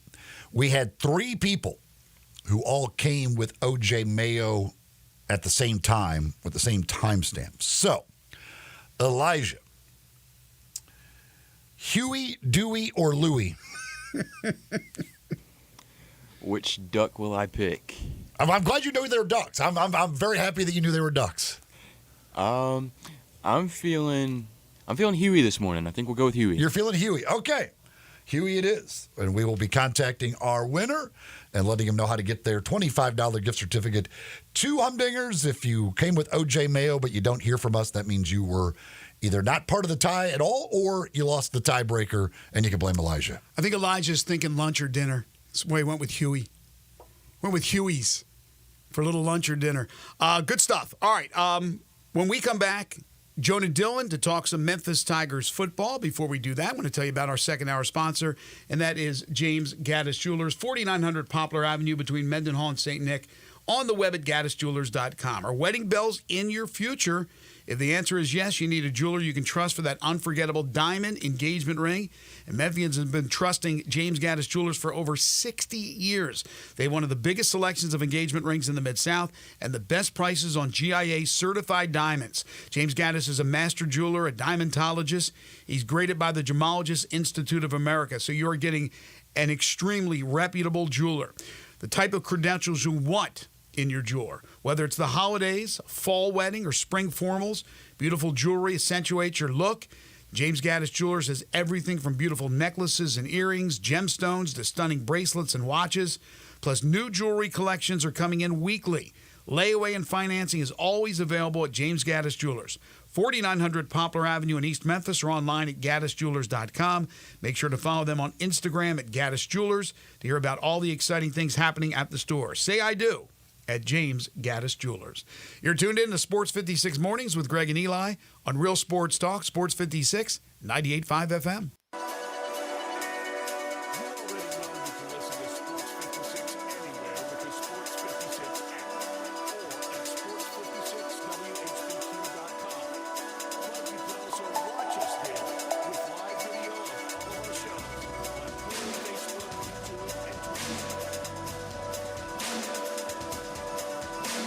You know the great thing about having an event catered by Central Barbecue? What was that? They turn any event into a cookout. You stole that directly from their website. Well, I didn't expect you to have looked at their website. I've got events coming up. It's the holiday season, and there's no better way to make things easier than to have Central Barbecue cater it. They have everything. Box lunches, meat platters, nacho bar kits. And half and full sheet pans of their traditional barbecue sides. I'm looking at the website right now. You're quoting it verbatim. Not exactly verbatim. Word for word. This is a new level of lazy even by your standards. That doesn't make it any less true. You can't beat Central Barbecue Catering. It's just plagiarism.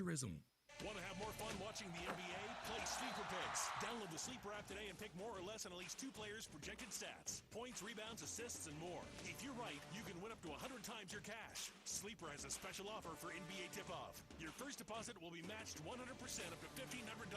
Use code NOW, and your first deposit up to $1,500 will be matched. That's code NOW. Must be at least 18 years old. Promo code location and other restrictions apply. See terms of use for details. Please play responsibly. Call 1-800-426-2537 for help. Welcome to Triumph Auto Sales, where you'll have a great car buying experience. Triumph Auto Sales is your #1 source of quality pre-owned vehicles ranging from lease returns to new car trades, all at huge savings. Plus, Triumph has a full array of financing options to meet your needs. Find your next car online at TriumphAutoSales.com or stop in today at 4875 Elmore Road. Triumph Auto Sales will help you get the vehicle you want at the price you need and the service you deserve. For a great car and a great experience from a local and family-owned business, visit Triumph Auto Sales. Sports 56 traffic. Good morning. It's still running slow down through here from our earlier wreck on 40 westbound. They crashed right at that 240 flyover. That's why it's been struggling for the last 20, 30 minutes on 40 west from Germantown Parkway all the way to Sycamore View Road. Again, that's going westbound on I-40. It's still slow. It's picking up with more volume on 385 Billmores Parkway coming inbound, trying to get on that ramp to 240. Shop now and save during the holiday season at Weimer's Jewelry. They're located 7525 Highway 64. I'm Commander Chuck with your on-time traffic.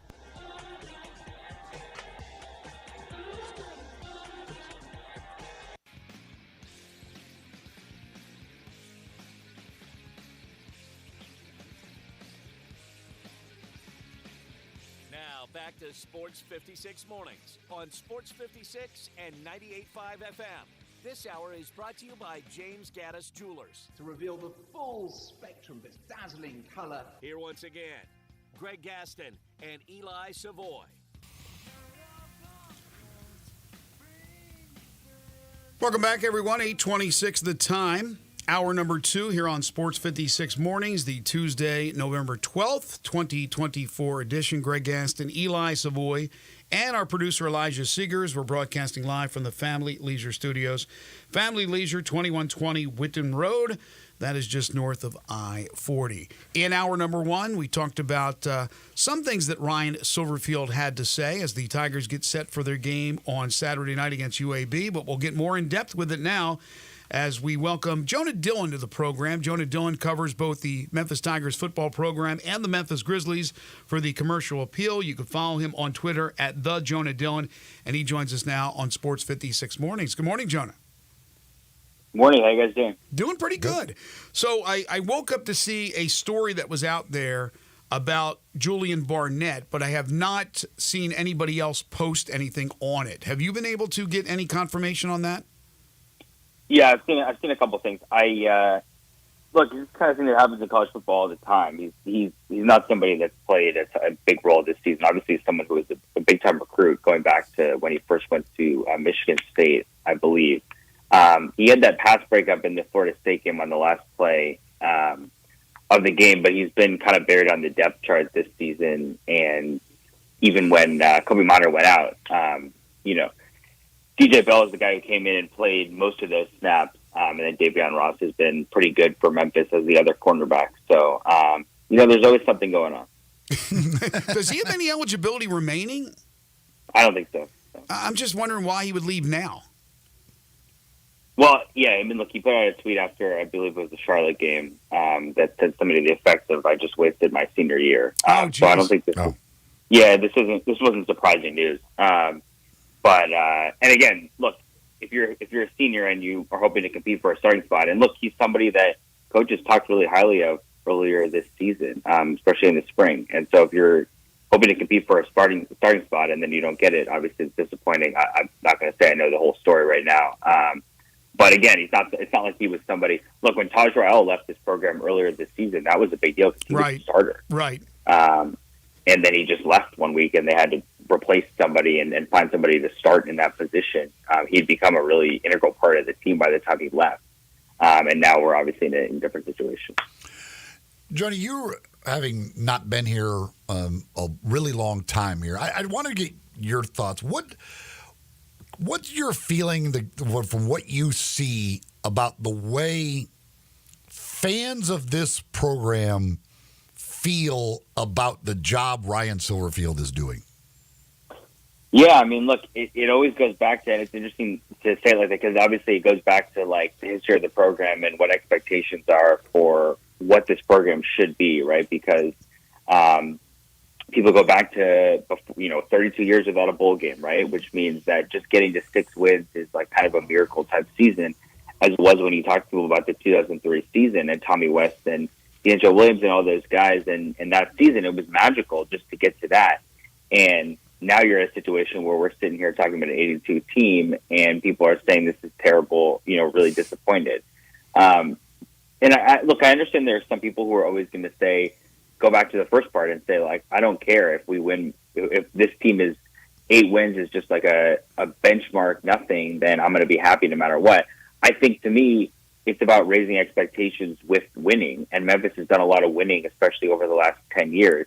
And so I understand, like, the fans are going to say, look, the season started with Memphis being picked to finish first in the American, and if they don't finish first, then that was disappointment. Those are high expectations, right? But I think that the expectations are fair. And I think that's what it comes down to when you look at fans. You're saying these are the expectations and we didn't meet them. It obviously looks like Memphis isn't going to meet them. And then you got to evaluate from there. And so there's a lot that goes into it. But, I understand why people are unhappy. I think that certainly this year, with everything that they had coming back with Seth Hennigan and Rock Taylor, with the players they were able to bring in, I don't think there's any other way to slice it other than if they don't make the conference championship, which does not look likely, would be a disappointment. But 9 or 10 wins is not a disappointment. And I think people take that for granted. But do you think Memphis, because, look, there are other schools in this conference that are doing okay in NIL, some better than others. But do you believe that Memphis football, I'm not talking about Memphis basketball here, that Memphis football should be in the conference championship every year and win the conference championship every year like some people have expressed on this show? I mean, certainly they should be in the competition to get there, but what do you think the expectations should be, in your opinion? Yeah, I think with where the conference is, the makeup right now, I think that it is fair to say Memphis should be in the conference title game, competing for the conference title game. There's a pretty significant disparity right now, football-wise, between the money and resources that Memphis has and the money and resources that everybody else has. Now, of course, down years happen, right? It makes sense. You see it college football all around, like, look at Florida State, obviously. Talk about a down year. I mean, that's an extreme version. But again, Florida State won the ACC championship game last year, right? So, like, it's kind of interesting. It's one of those things where it's like, well, if you told Florida State fans they could have gone 7-5 2 years in a row, or they could have last year and this year, I would think that you would rather have the way that it went because you got to go undefeated and go to a conference title game. Now, Memphis, if the expectation is that they're going to be close to going to the AAC title game, they haven't gone in 5 years and not even gone to the game, not even talking about winning it. Right. And so I think in that context, like, not obviously Memphis wasn't picked to finish first any of those other years except for this year, but I think you're going to see, and obviously it's going to be a huge difference next year because so many players are going to be gone. But in terms of resources, you see other coaches talking about it all the time, and people take it as like sour grapes. It's also true, though, and you can say they're using it as an excuse. Like, obviously, we saw the Jeff Traylor stuff before UTSA, and people wanted to say that he was like preempting an excuse, and maybe he was, but he was also right.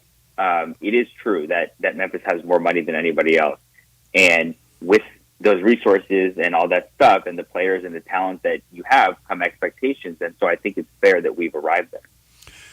The thing that's interesting about the conference, obviously you mentioned the Jeff Traylor stuff, and he's talking about how much money Memphis has, and so it's kind of woe is us type stuff because we don't have that much money. And in the end, the two teams that might play in the conference championship game have zero NIL. It might be Army versus Navy. So everybody can complain about whatever their budget is. The bottom line is their two teams with zero could be the two playing in the championship game. Yeah, that's a good point. I didn't even think about it like that. But, yeah, I mean, look, they're both having a remarkable season. And they weren't – we go back to preseason, we said, oh, it's pretty clear there are 4 teams that have a chance to go to the conference title game, and it was Memphis, UTSA, South Florida, and Tulane. Now, a lot of people were – certainly I wasn't talking about Army and Navy. It's been obviously remarkable what both of them have done. And, again, it doesn't matter that, again, we can go with the Army schedule thing and talk about that. You got to beat who's in front of you, and they've done that so far this season. Navy's been really impressive. Huge game, obviously, with them playing Tulane this weekend, basically a title elimination game. And, again, Tulane, I think, has really gone under the radar this season because that's a really good football team. If they win this weekend, they're going to the AAC title game. And that's the situation where John Summerall came in his first year as head coach. He lost the quarterback, who's been the stalwart of that program. And they had some close losses to power conference teams, which is why I think they've been under the radar because they have those 2 losses. But now suddenly, they're undefeated in conference, and they're kind of doing all the things that people say they want Memphis to do in terms of a lot of these games. They go in there and they just blow teams out, and they just show you from the beginning of the game, we're way better than you, and they beat them. And I think it's been really impressive to see what they've done this season. Jonah Dillon is joining us on the Sissy's Log Cabin guest line.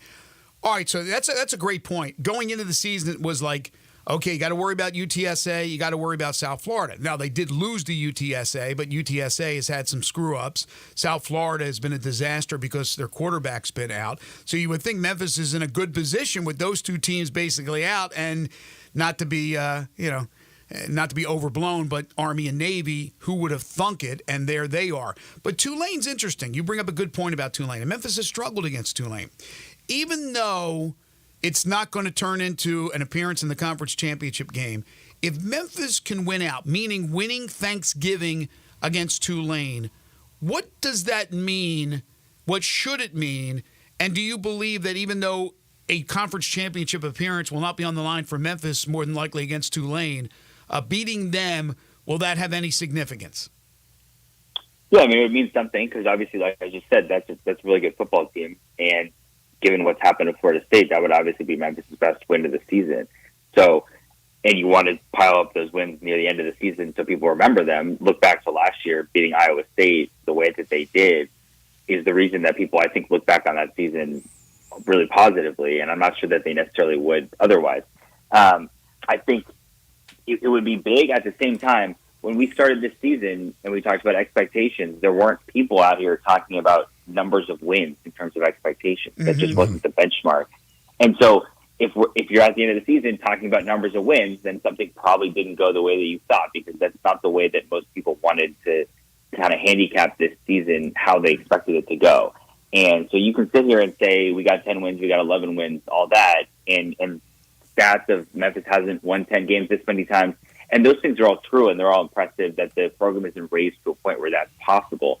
But at the same time, you started the season talking about the conference championship. A lot of people started talking about the playoffs. If those are the expectations and you don't meet them, the numbers of wins ultimately don't matter as much.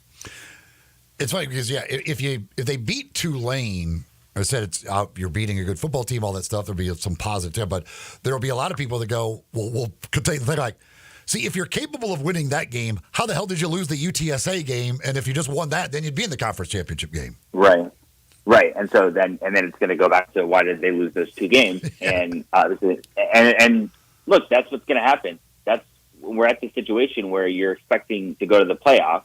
The margin for error is so incredibly small that you're going to spend, if you're a fan, like I get it, you're going to spend the entire offseason going back and rewatching those a couple drives against Navy and against UTSA, trying to figure out what happened to Memphis' offense in the third quarter against UTSA. I mean, we could spend the entire offseason trying to figure out that one question. I hope not to do that, but if anyone wants to do a rewatch of that quarter, maybe there's a story idea, right? Like that's basically what we're heading towards. And that makes sense because, like I said, we didn't start the season talking about maybe they can get 9 wins this year. We started it talking about the conference championship and the playoffs. And so if you don't meet that, then there needs to be a discussion about why that didn't happen. And that's the same thing that'll happen on the, internally. Like if you're a coach or a player, you're going to want to look back and say, and Ryan Silverfield will probably be the first person when the season ends to say, okay, well, what happened? And what happened is they didn't execute in a very specific set of times, basically, the third quarter against UTSA and defensively against Navy, and that's what ultimately doomed their season. Yeah, you can't sugarcoat it. And Ryan Silverfield, like you said, he'd be the first to say it. They're going to be disappointed, extremely disappointed not getting to the conference championship game, let alone not winning it. So, I mean, I don't think anybody's speaking out of line when they say that. Even with 9 wins or 10 wins, even with another bowl win, if they can get it done. So, yeah, I think everybody's on the same page as far as that's concerned. The bigger issue for me is thinking about the future, because even though they have pretty good NIL money, and other schools will be closing in the conference on what they have, you have to have the right guys. You have to pick the right guys. You have to disperse the money in the right way. But Hennigan and Taylor and some of these other veteran players will be gone for next year. There are so many. There was no question marks going into the season, or relatively little question marks. Next year, I mean, thinking ahead, wow, there's going to be a ton of question marks. I mean, going into next year, I can't see, even if they have more NIL money than anybody else, them being the pick with who will be a new quarterback, unless they go out and get some veteran quarterback. But that'll be interesting with some of the guys they have on the roster, and the young man who is committed to them, Antoine Hill, who probably expects to come in and play as a freshman. Going to be some interesting decision-making for next year. Yeah, I mean, like you just mentioned, that's what I've been thinking about this week, because obviously Saturday is senior day, and sometimes you talk about seniors, you talk about the impact they've had on the program. Like, to me, this feels like it feels like the end of an era. Like, it feels like this was an era of Memphis football, and it kind of, this was Seth Hennigan was Ryan Silverfield's first quarterback that he went out and recruited, right? He had Brady White, who was there when Mike Norvell left, and this is like the amount of players that are leaving, especially on offense. You're talking about replacing basically the entire offense next year, and there's guys who have been there a while. Obviously, Seth Hennigan and Rock Taylor playing for 4 years. Guys who've been there longer: Kobe Drake, Jonah Gamble, Brandon Thomas. These guys that you've associated with Memphis football for like a really long time, and especially guys like Seth Hennigan and Rock Taylor, who played as true freshmen. A lot of new starters on the offensive line, and next year we're just talking about question marks everywhere. Now, I would expect, given what we saw this year and given what happened with FedEx, there's going to be a healthy amount of guys coming in the portal who you've probably heard of before. Like, I think that it's going to be an impressive transfer recruiting class, because obviously they know they need to replace all those positions. And I wouldn't be surprised if we get to next season and Memphis puts together a roster that makes people around the conference say this team should win the conference again. But it's going to be because of what they do in the next couple months. It's not because of who's on the team right now. Right. Whereas last year, we just said, well, this is great. They brought back all these guys, and these guys, we know how good they are because we've watched them play for a long time. And it was very clear what the expectations were. The other part of that is the end of last season, even though people are disappointed they didn't go to the conference title game, it became about this season. It became about, look what this is setting up, because next year is the expanded playoff and these guys are coming back. The end of this season, and so I think that led to some of the optimism. People were okay with, we didn't go to the conference title game, but look at what's going to happen next year. The problem is that can't happen again this year, because the end of this season is not going to be about setting up next season, because there's going to be so many new players. And I think that's going to make it even messier when we go back and we talk about, okay, they got to 9 wins, they got to 10 wins, they got to 11 wins. How do we look back on this season? You mentioned with it being senior. How do you think fans view the career of Seth Hennigan at the University of Memphis? Because you would think, like, in today's world, like, a guy who is loyal to the program, stays for the 4 years, certainly could have transferred elsewhere and would have had that opportunity to do that, but he's been loyal. But the fact that, and he's got all these records, but there's no conference championship games, no conference championships, obviously. Like, I don't know how fans look at Seth Hennigan's career.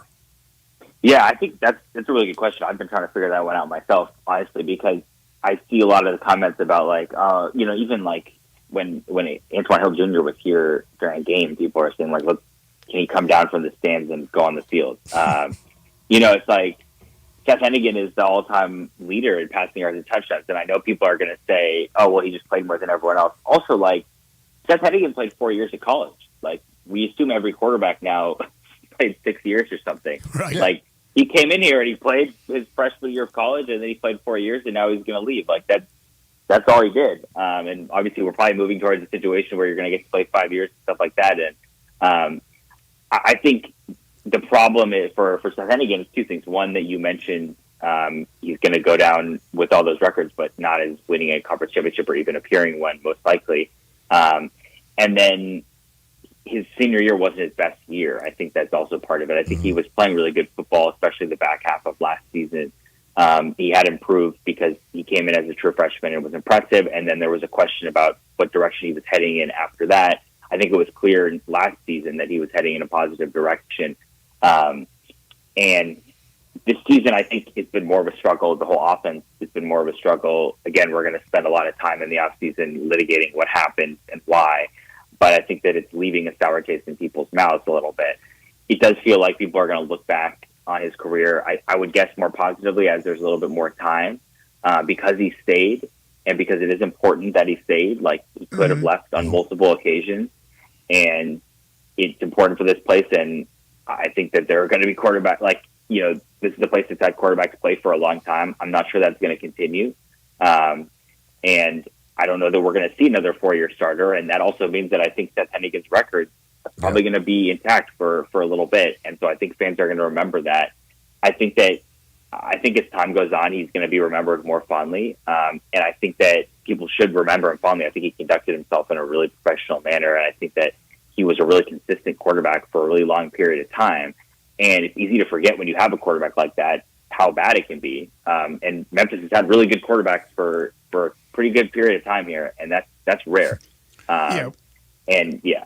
Well said. Well said. I mean, if this year would have went the way everybody had hoped it would, he would be one of the legendary figures of the program. It would be the guy who stayed, ends up, if in the final year they won a conference championship game, especially if they went to the playoff, all the records, he would be one of the true legends of the program. Yeah, and I think it's an unfortunate thing, but there's a faction out there for whatever reason, they don't like Ryan. They would want to change. And I think they associate, of course, Seth and Ryan together.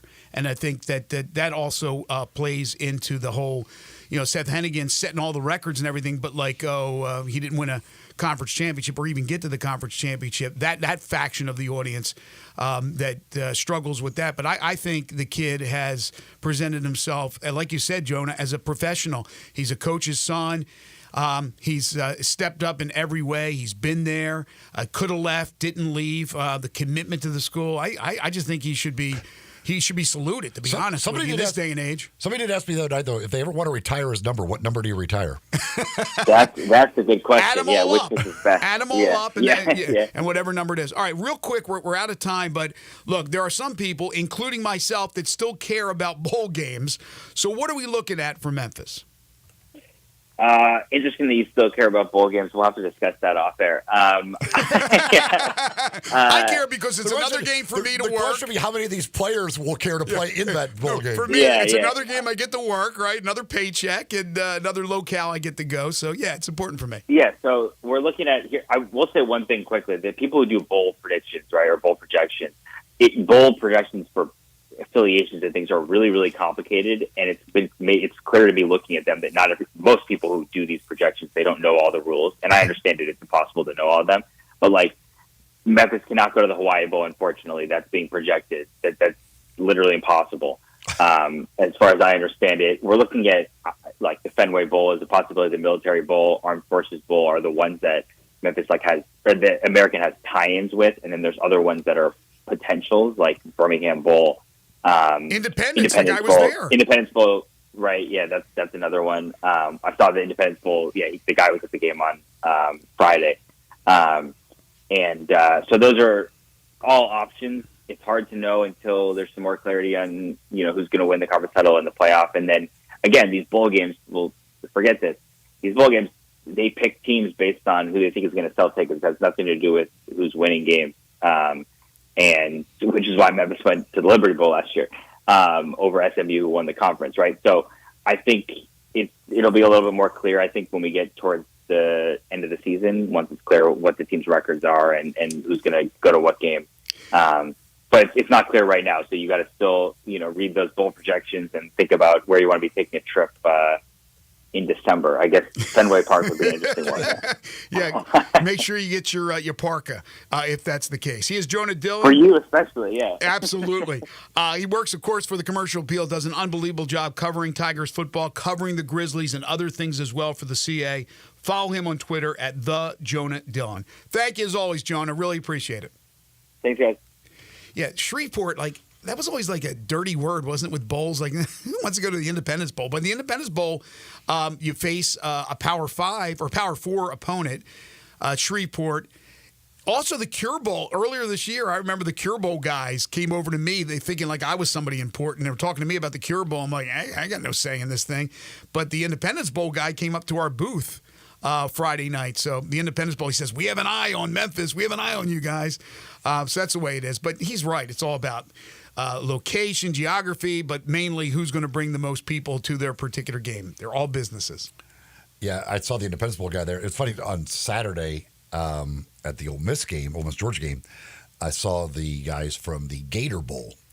And I thought to myself, I'm like, well, like the team you're talking to is going to be like, they don't want to talk to you. Like these both want to be in the playoffs. Right. So like, what do you come up with? It's a jinx. Hey, since this didn't work out for you, there's always us as an option. Like, get away from me. We just lost the game. I don't want to talk to you guys now. Like, I think that's just weird. Like you're like, but even before the game, you go, I don't want to talk to you. It's a jinx. It's a tough sell to be like, hey, just in case the whole playoff thing doesn't work for you guys, there's always the Gator Bowl. We're a wonderful bowl game. Exactly. All right, we'll take a timeout, come back, wrap up hour 2. This is Sports 56 Mornings with Greg and Eli on Real Sports Talk, Sports 56 and 98.5 FM. Join the voice of the Tigers, Dave Woloshin, for Wolo and Friends. Weekday mornings from 10 to 11 here on Sports 56 and 98.5 FM. Locally owned and operated for over 40 years, Automatic Gates Construction tailors custom gate solutions for all your residential, commercial, and industrial needs, including repairs, maintenance, and installation. Automatic Gates Construction specializes in designing and installing automatic gates and fencing that seamlessly blends security, functionality, and aesthetic appeal. Elevate the safety and efficiency of your property with a premium gate solution.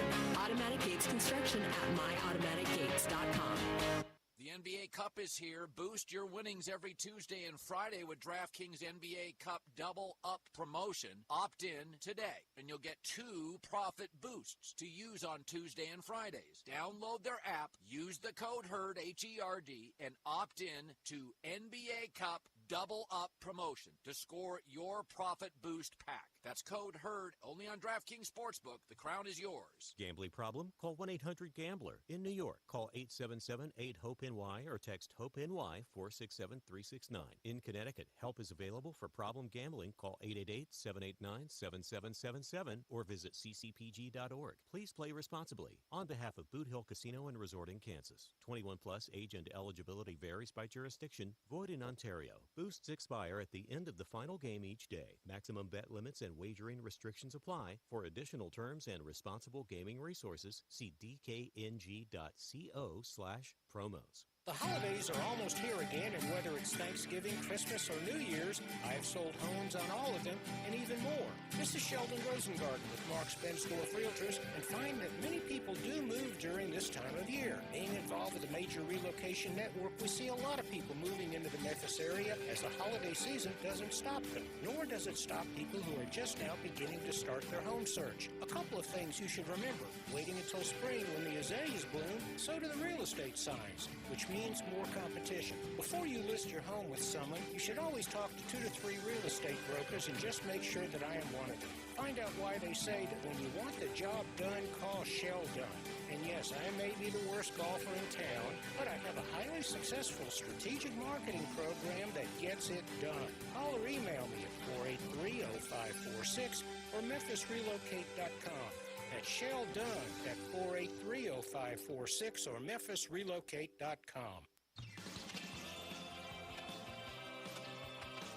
Now, back to Sports 56 Mornings. Isn't it a lovely morning? On Sports 56 and 98.5 FM. This hour brought to you by James Gaddis Jewelers. Here once again, Greg Gaston and Eli Savoy. Texter on the Sicily's Log Cabin listener line says there a chance they could be in the Fenway Bowl or the Pinstripe Bowl. Fenway, yes. Not Pinstripe. Pinstripe is not an AAC bowl game. Pinstripe is the ACC and the Big Ten. Yeah. So I guess unless those, and I don't know how those are done, but unless one of those two, I guess, didn't fill that spot, then I guess theoretically, but the AAC bowl games would be where Memphis is going to go. Right. I mean, you're looking at the military, you're looking at possibly Fenway, the Armed Forces Bowl.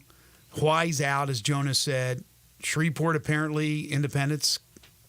Cure earlier was looking at Memphis. I don't know. I mean, it's just, for a lot of people, it's like, who cares? But for me and for, a host of people, they care about the bowl games. The players, I would think, care about the bowl games. Some don't, that believe they're going to the NFL and may want to get out of playing in a bowl game. We've seen that the last few years, but I think for the most part they want to play. Reggie texts in.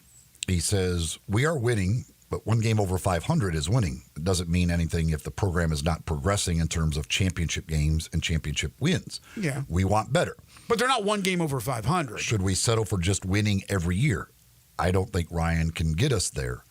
It says, Eli, our Cowboys won 12 games 3 years in a row, but won nothing as far as the fans are concerned. What's the difference? Now,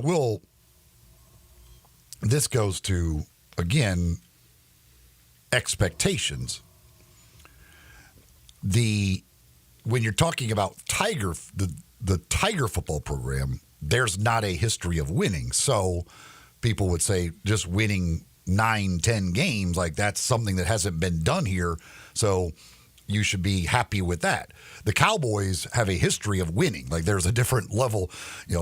They would be more like if I don't know, the Detroit Lions or whatever, now they are winning. Like them winning 12, 13 games, that's a big accomplishment. Now, you also want to win in the postseason, and if you keep winning that and then you don't win in the postseason, but people at first will be happy with just winning that many games. Like, wow, this is something we're not used to doing. We used to be the laughing stock of whatever, and we're terrible. But then once you start doing that, now you've raised the expectations, and you need to not just doing that isn't enough. Now they want the next level of winning.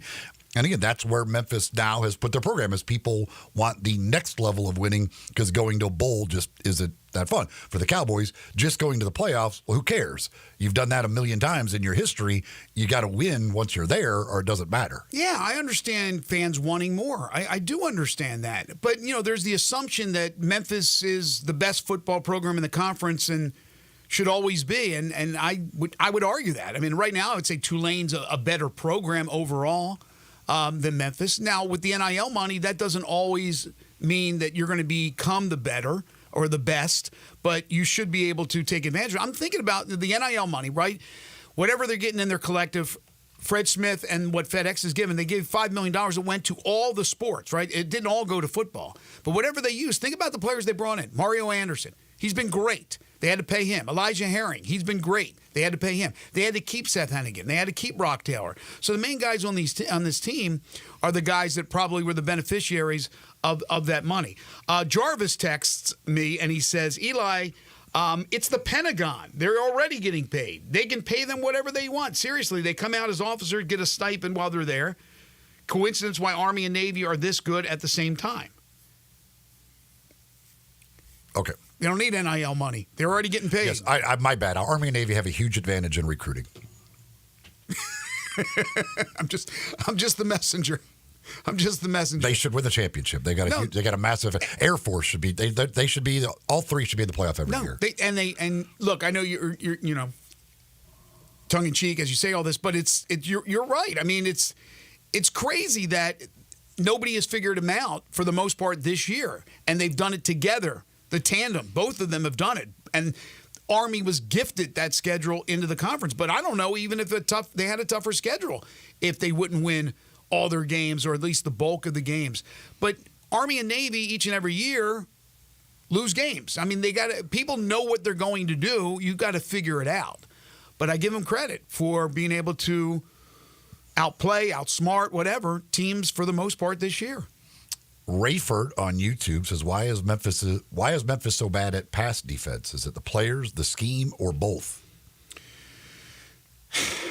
That's a tough one. I don't know, Rayford. I think it's very hard to find 4 starting defensive backs, or 5 if you go with that kind of scheme with a nickel, that are all good.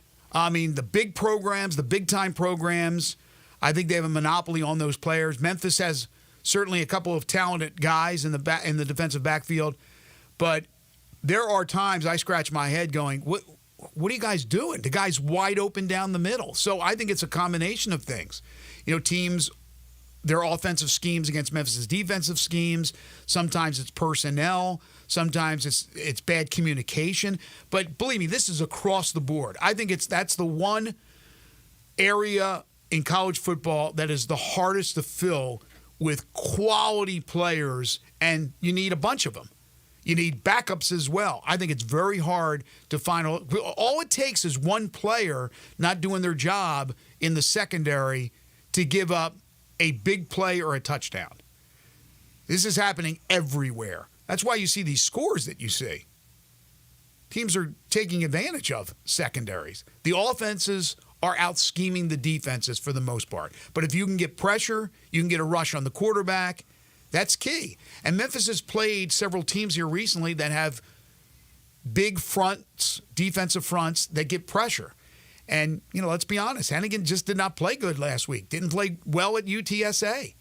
And some of that has to do with him. Some of that has to do with the pressure from the other teams. But that's how you can camouflage a bad secondary, is by getting pressure on the quarterback with your front seven. All right, we need to take a break. We'll come back hour number 3. We'll continue this conversation. We'll talk about the college football landscape with Blake Topmeyer. That'll be coming up at 9:25. We'll take your calls and texts on the Sissy's Log Cabin listener lines at 901-360-8255. You're tuned in to Sports 56 Mornings with Greg and Eli on Real Sports Talk, Sports 56 and 98.5 FM.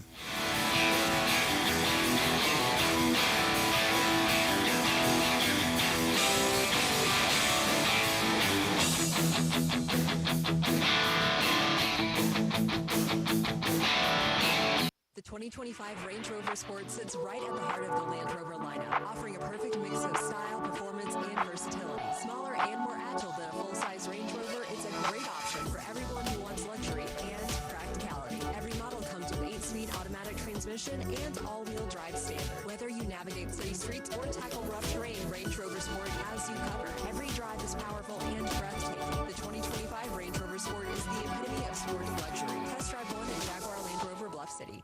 Shop Dell Technologies Black Friday event for their lowest prices of the year. The future is on sale today with limited time deals on select PCs like the XPS 16 that accelerate AI with Intel Core Ultra processors. Black Friday is their biggest sale of the year and the best time to upgrade, but it's only here for a limited time. Shop now at Dell.com/deals. That's Dell.com/deals.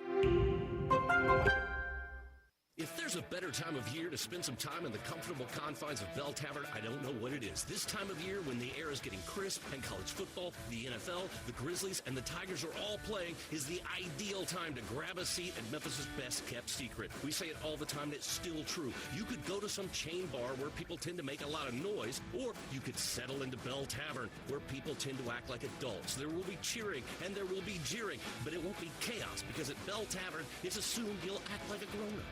Jenkins Floors and More invites you to their retail warehouse where they pass wholesale savings on to you. Jenkins Floors in Little Rock, Cleveland, Mississippi, and now open in Horn Lake at 2356 West Goodman Road. Specializing in flooring and carpeting, tile, plantation shutters, and blinds, Jenkins makes your life easy with a 2-week turnaround. Contractors, builders, or family projects, call 662-469-9350 for a free estimate. Owners Timmy and Rebecca Jenkins say hello to Sports 56 fans and look forward to your business.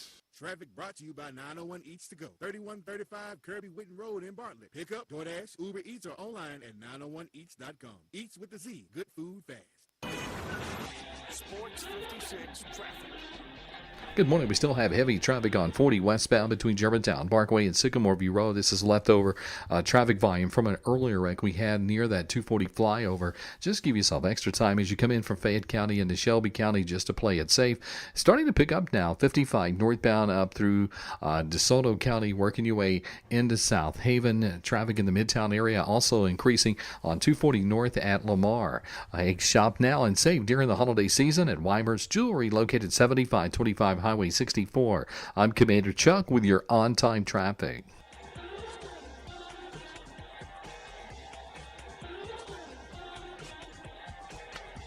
We are Sports 56, WHBQ Memphis, and W253DF Memphis with John Harden. Weekdays from 11 to 1. Now back to Sports 56 mornings on Sports 56 and 95 FM. This hour brought to you by Jenkins Floors and More. And once again, Mark Gaston and Eli Savoy. Welcome back, everyone. 9:04 the time. Hour 3 here on Sports 56 Mornings. Blake Topmeyer will join us at about 9:25. 57 degrees. We'll get up to 69 today. Sunshine and then rain in the overnight hour. So the evening will be clear, but then in the overnight hours, we're talking about rain. And then tomorrow, rain throughout the day. 85% chance, 65 for a high. Then we get back to the sun on Thursday. Greg Gaston, Eli Savoy, and Elijah Seegers are broadcasting from the Family Leisure Studios. Family Leisure, 2120 Whitten Road. That's just north of I-40. It is the Tuesday, November 12th, 2024 edition of the program. Hour 3 brought to you by Jenkins Floors and More. If you're looking for flooring, if you're looking for carpeting, they have it for you at Jenkins Floors and More. Backsplashes for your kitchens and bathrooms, plantation shutters and blinds. They sell it wholesale. Skip the middleman. Going to save you lots of money in the process. Good people, too. Timmy and Rebecca Jenkins started this business about 8 years ago down in Cleveland, Mississippi, in their garage. And they have certainly thrived because of people like you. They give you the attention to detail that you're asking for. You want good pricing, they have it for you. They've earned the reputation of being one of the top flooring companies in the area. So, again, if you're looking for flooring, for carpeting, porcelain tiles, ceramic tiles, they have it for you at Jenkins Floors and More, 2356 Goodman Road. That's in Horn Lake.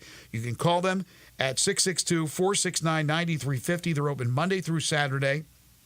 Financing is available, and they will come to you and get the job done within 2 weeks. You want a free estimate? Just call them. They'll come to you, give you that free estimate, show you different samples of what it will look like, and then get the job done in 2 weeks. It's Jenkins Floors and More. All right, we'll get back into the Tiger conversation in a moment. Got some NFL news as well that I want to dive into. First of all, the Bears have made a change with their offensive coordinator. No surprise, Shane Waldron is gone. There are many that are calling for Matt Eberflus's head. You know, there's only so much you can blame on the coordinator and the coach, although they deserve a lot of the blame. They made changes. They added pieces to their offense. They have some quality skill position players. Caleb Williams looked like he started to get it, and then all of a sudden he started to lose it.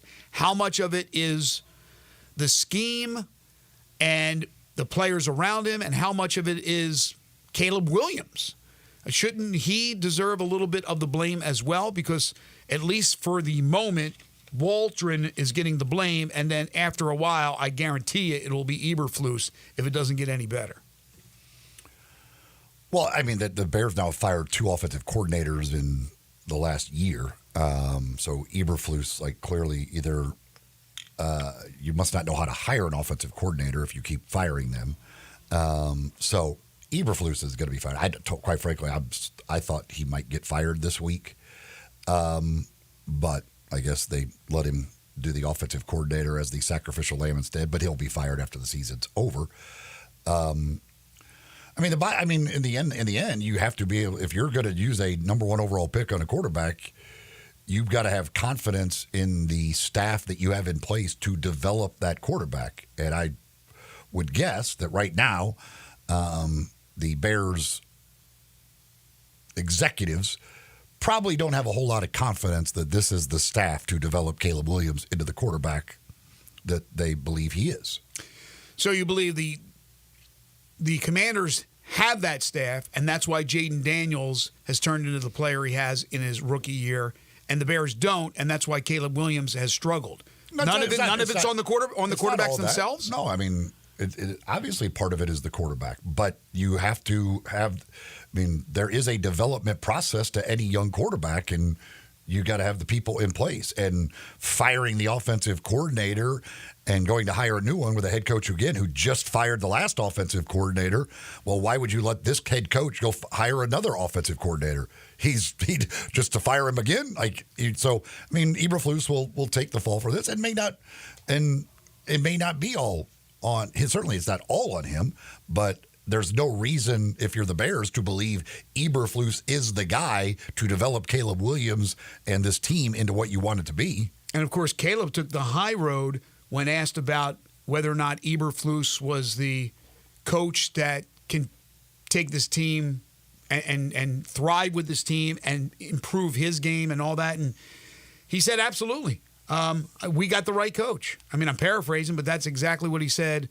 The gist of what he said yesterday about Eberflus. That's taken the high road because, veteran quarterbacks, without maybe singling out the coach, could be a little bit more critical if that is the case. Now, some of it's still on Caleb. Sometimes he has the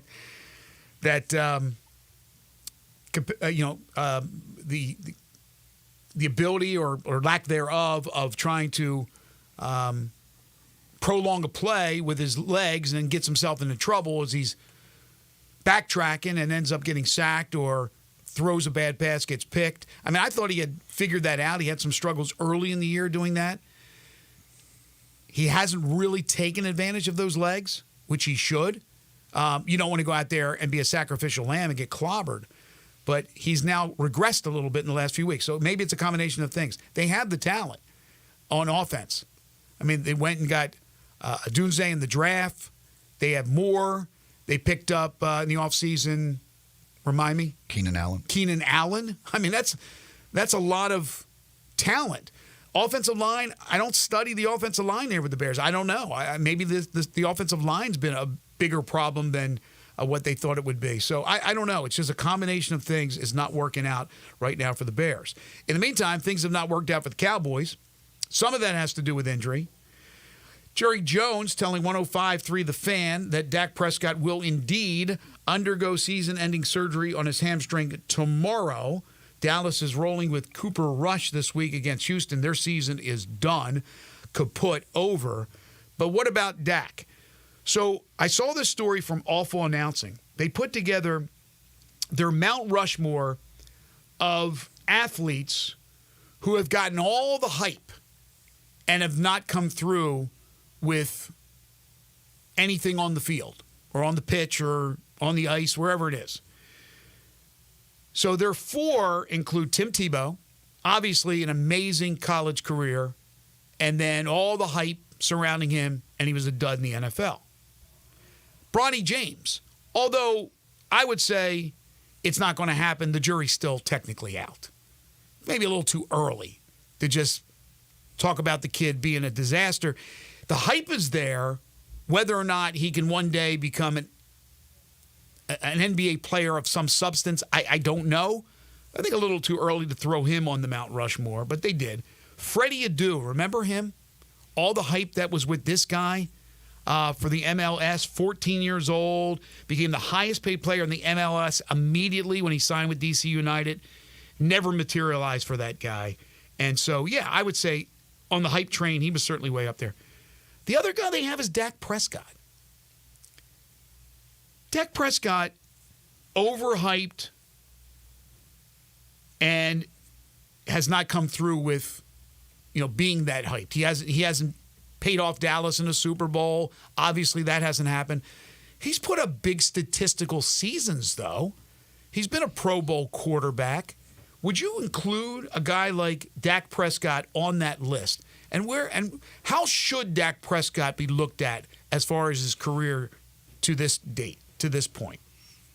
Well, I'm not a huge Dak guy. I never wanted the Cowboys. Everybody listens know I never wanted the Cowboys to pay him at all and all that stuff. And I think this contract, the new contract they gave him, is a complete and utter disaster. and screws them for years to come. Putting on something like that is, quite frankly, what was Kirby Smart's quote about the kids celebrating with the Ole Miss fans? What an idiot. Idiot. I mean, just stupid. That's stupid to conclude Dak. Yeah, I agree. He was a 4th-round draft pick. He's not even there's no. The only reason Dak is talked about so much is because he's with the Cowboys. He's the Cowboys quarterback. It's the most glamorous position in all of sports. And Jerry hasn't shut up about him over the years. And so, ESPN will talk about the Cowboys every single day. They will find some reason to talk about the Cowboys because they're the Cowboys. And if you're the quarterback of the Cowboys, there's no more glamorous position in all of sports than Cowboys quarterback. Now look, and so he's talked about a lot, but he's a 4th-round draft pick, very little expectation coming in. Has had some really good seasons. Won the job and then has had some good years. He hasn't won in the postseason. He's had his turnover issues and all that, but there's no crazy hype about Dak Prescott. It's just other than the fact that he's just the quarterback of the Dallas Cowboys. Well, I agree with that. There's some hype, but I think he's had some really, really good seasons. Plus, you talk about the ultimate team sport, football. It can't be all on the quarterback, although the quarterback's the most important position. Look at the honorable mentions. They have Anna Kournikova. Remember all the hype with Anna Kournikova? She was going to be some great tennis player. No, she was beautiful.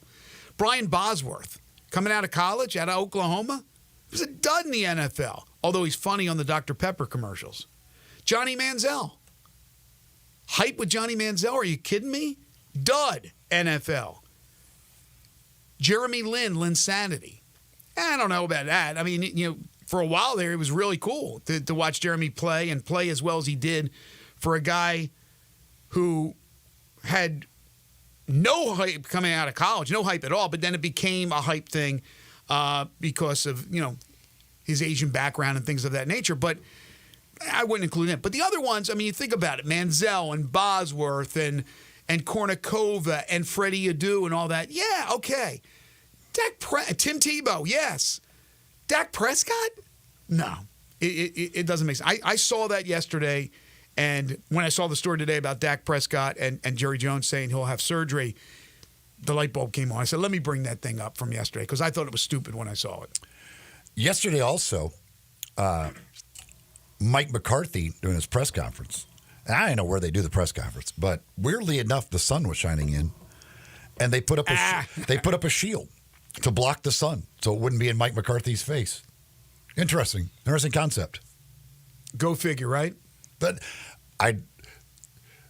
they know where the sun is. They shouldn't. Why? They shouldn't have had the press conference there. According to Jerry, they know where the sun is. Shouldn't need a shield. You know where the sun is. Why'd you have to put up a shield? You know where it is. Was Jerry pushed on that from the radio show today or yesterday? Do you know if he was asked anything about the sun? I have no idea. It's still some of the things that he just wants to be completely stubborn and about is just bizarre. It's your own player, your star player who you just committed a ton of money to, saying I couldn't see the ball because of the sun. We should put up the curtains, and you just act like that is the most ridiculous thing in history for him to ask. I'm looking at this tweet about the Bears. We were talking about all the OCs. Somebody put out a list. Bears play callers since Ron Turner. Ron Turner, remember Ron Turner? Wasn't he the Illinois head coach at one point? 05 through 09. So Turner was there for 4 seasons. After Ron Turner, Mike Martz, Mike Tice, Mark Trestman. Remember Mark Trestman? He came from the Canadian Football League. Adam Gase, Dow Logans, Matt Nagy, Bill Lazor, Matt Nagy again, Bill Lazor again, Luke Getsy, Shane Waldron, and now Thomas Brown will call plays for Chicago. So they went Nagy twice and Lazor twice. That's a dysfunctional organization. Oh, let's bring back the guy we just let go. Let's do it again with a different guy. Let's bring him back. We were talking about the Tigers football to wrap up hour number 2, and then we had some texts on that. Tonight we'll find out the rankings in the college football playoffs from the committee. I think college football having and I'm talking about FBS now having this 12-team playoff, which will one day go to 16. And who knows, maybe years from now we'll go to 32. I don't want it to be 32. I think 16 is the right number. But I've always said I would like a playoff. We got that 14 playoff. And once we got the 14 playoff, I was like, come on. It's got to be more than that. Even though there'll be people crying about teams not getting in at 12 or even at 16 when we eventually go to that. I think it's going to happen. But the BCS era, a little bit different. But before the BCS era, it was voted upon by the AP or the UPI. And you had sometimes split champions and all that. But this goes back to the bowl conversation we had with Dylan. That's when bowls, to me, were at the height of their meaning. They were meaningful. They were at the height. When the BCS came in, it lost a little bit of luster. When the 14 playoff started, lost a little bit more luster. Now I believe that even though they implement bowls into the playoff, it just happens to be, that's where they're playing. Oh, they're playing in Pasadena. It's the Rose Bowl. It's a playoff game. That's all we care about. We know it's a playoff game. I think it has certainly diminished the importance of the other bowl games. And I don't think it should, but I think it has. Because I still think there's something about the holidays and bowl games that's special to me because I was brought up with watching bowl games. I hope it's still important to players. I think it is to the bulk of the players, not certainly all the players. I think it's still important to the coaches as well. But for the fan base in general, I can't speak for everybody. I just think the bowls have been hit by those series of events leading up to where we are now, where some of them have certainly lost their luster. And I think that's a shame. And I don't think we're going back. I don't think it's the playoff or anything else that has caused it. I think the only thing that has kind of diminished how people view the bowl games is just simply the influx of the number of bowl games there is. And so, we've had to even to the point where 5 and 7 teams have got in. Like, you don't have to have that good of a season to make it to a bowl game. And I think people just kind of look at it as, and so teams do go repetitively. And so it just kind of becomes ho-hum that we go to the bowl game, but we really didn't have that good of a year. And in the older days when you didn't have that many bowl games, you had to have a really good year to make a bowl game, and a bowl game was more of a reward for a really good season rather than we finished 500 or maybe sometimes not even 500 and we had to go because somebody's got to go. See, I agree to that point that you made about the amount of bowls. We have way too many bowls. But let's say there was a limited amount of bowls this year, and Memphis goes, let's say, 10-2. I think it's going to be still tough to beat Tulane, and you got UAB, of course, this Saturday. But they could conceivably be 10-2. 10-2 in this era of the 12-team playoff, I still don't think people are going to care. And you're talking about, again, in a system where we had limited amount of bowls, Memphis goes to a pretty decent named bowl game, and still only the diehards are going to care because what is important? The playoffs. What's important are those bowl games that are associated with the playoffs. If they hadn't been to all these other bowl games in these years when they won 6 or 7 games, then this year people are okay, we're going to get to a bowl game. We're having a good year. We're going to get to a bowl game. But you wouldn't have had all these others, so it would be something this year. But you've gone all these other years to these bowl games because you got to 6 wins. And so it becomes, okay, well, yeah, we've seen this, done this, been there, don't care. It's 11 straight years. Well, yeah, it's watered down a bit, certainly. But the people that couldn't care less now about going to Shreveport or Annapolis or wherever would be the same people that would go holy hell on the program if they went 5 and 7 and did not make a bowl game. They're taking the bowl games for granted, but they will go ballistic if they don't get to a bowl game. Again, because everybody goes to a bowl game. Like if you can't make a bowl game, it's looked at as a disaster. Yes, but they're not skating in. Right? I don't know how many some of these years they have. So no, some of the years they were 6 and 6. That's what I'm saying. They never got in as a 5 and 7. If you didn't get those bowl games those years, it would mean more when you got one. Yes, but they progressed. They went 6 and 6, 6 and 6, 7 and 5, 8 and 4, 9 and 3. I mean, they continued to move up. They progressed. They just haven't progressed as quickly as people had hoped this year. And again, I completely understand this year This year, not making it to the championship game is a extreme disappointment. I am not going to sugarcoat that. They had all the parts in the right places for that to happen. But I'm not going to sit here and go every year they should make it. Now, they should make it. They haven't made it in 5 years. But they should make it, and they should be competing for it each and every year. But while I understand the disappointment, it's hard for me to poo-poo a team that wins 9 or 10 games for a second straight year and goes back to another bowl game. But again, my point is that the bowls, it's just like 20-win seasons in college basketball. It used to be something. Oh, man, we won 20. We've won 20 for 5 straight years. Now it's like, you better win 20. That better be the bare minimum. If you're going to be a really good team that has a chance to go to the NCAA tournament, 20, I mean, come on. 20 is looked at maybe by some as a disappointing season. That's where we change our expectations and what we believe the criteria is to have a successful season. All right, we'll take a timeout. When we come back, we're talking college football with Blake Topmeyer from USA Today. This is Sports 56 Mornings with Greg and Eli on Real Sports Talk, Sports 56 and 98.5 FM. Broadcasting from the Family Leisure Studio, we are Sports 56 and 98.5 FM.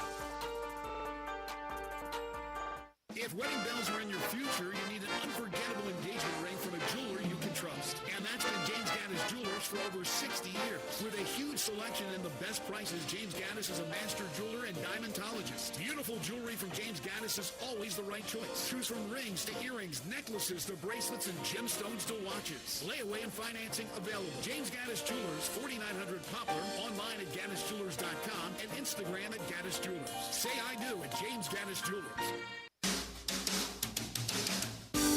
Hi, this is Lauren Choate, Choate's Air Conditioning, Heating, Plumbing, and Generators. Right now, we're offering our Choate's Comfort and Safety Special. For a limited time, when you purchase a $99 tune-up, or if Choate's performs a repair, you'll receive a free 1-year standard fan plan membership at $400 value. Keep your home safe, comfortable, and running smoothly all year long with 2 maintenance visits, priority service, and discounts on future repairs. And for our existing loyal fan plan members, we have something special just for you.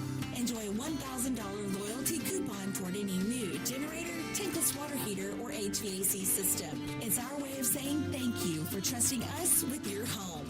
Add value, add comfort, and add safety to your home with Choates. Call us today at 347-8086 or visit ChoatesHVAC.com. Choates, let our family serve your family.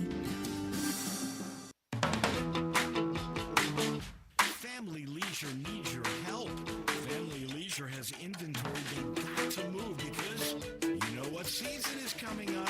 So why wait? You can complete your ultimate game room with a new pool table, a new shuffleboard, new arcade games, or just get all of them. Tons and tons of theater seating, overstocked and priced to move. 'Tis the season for fire pits, and all fire pits at Family Leisure are 20 to 30% off. You say you didn't get a spa this year? Well, say no more. Spas are in stock and they're ready for delivery and up to $1,500 off.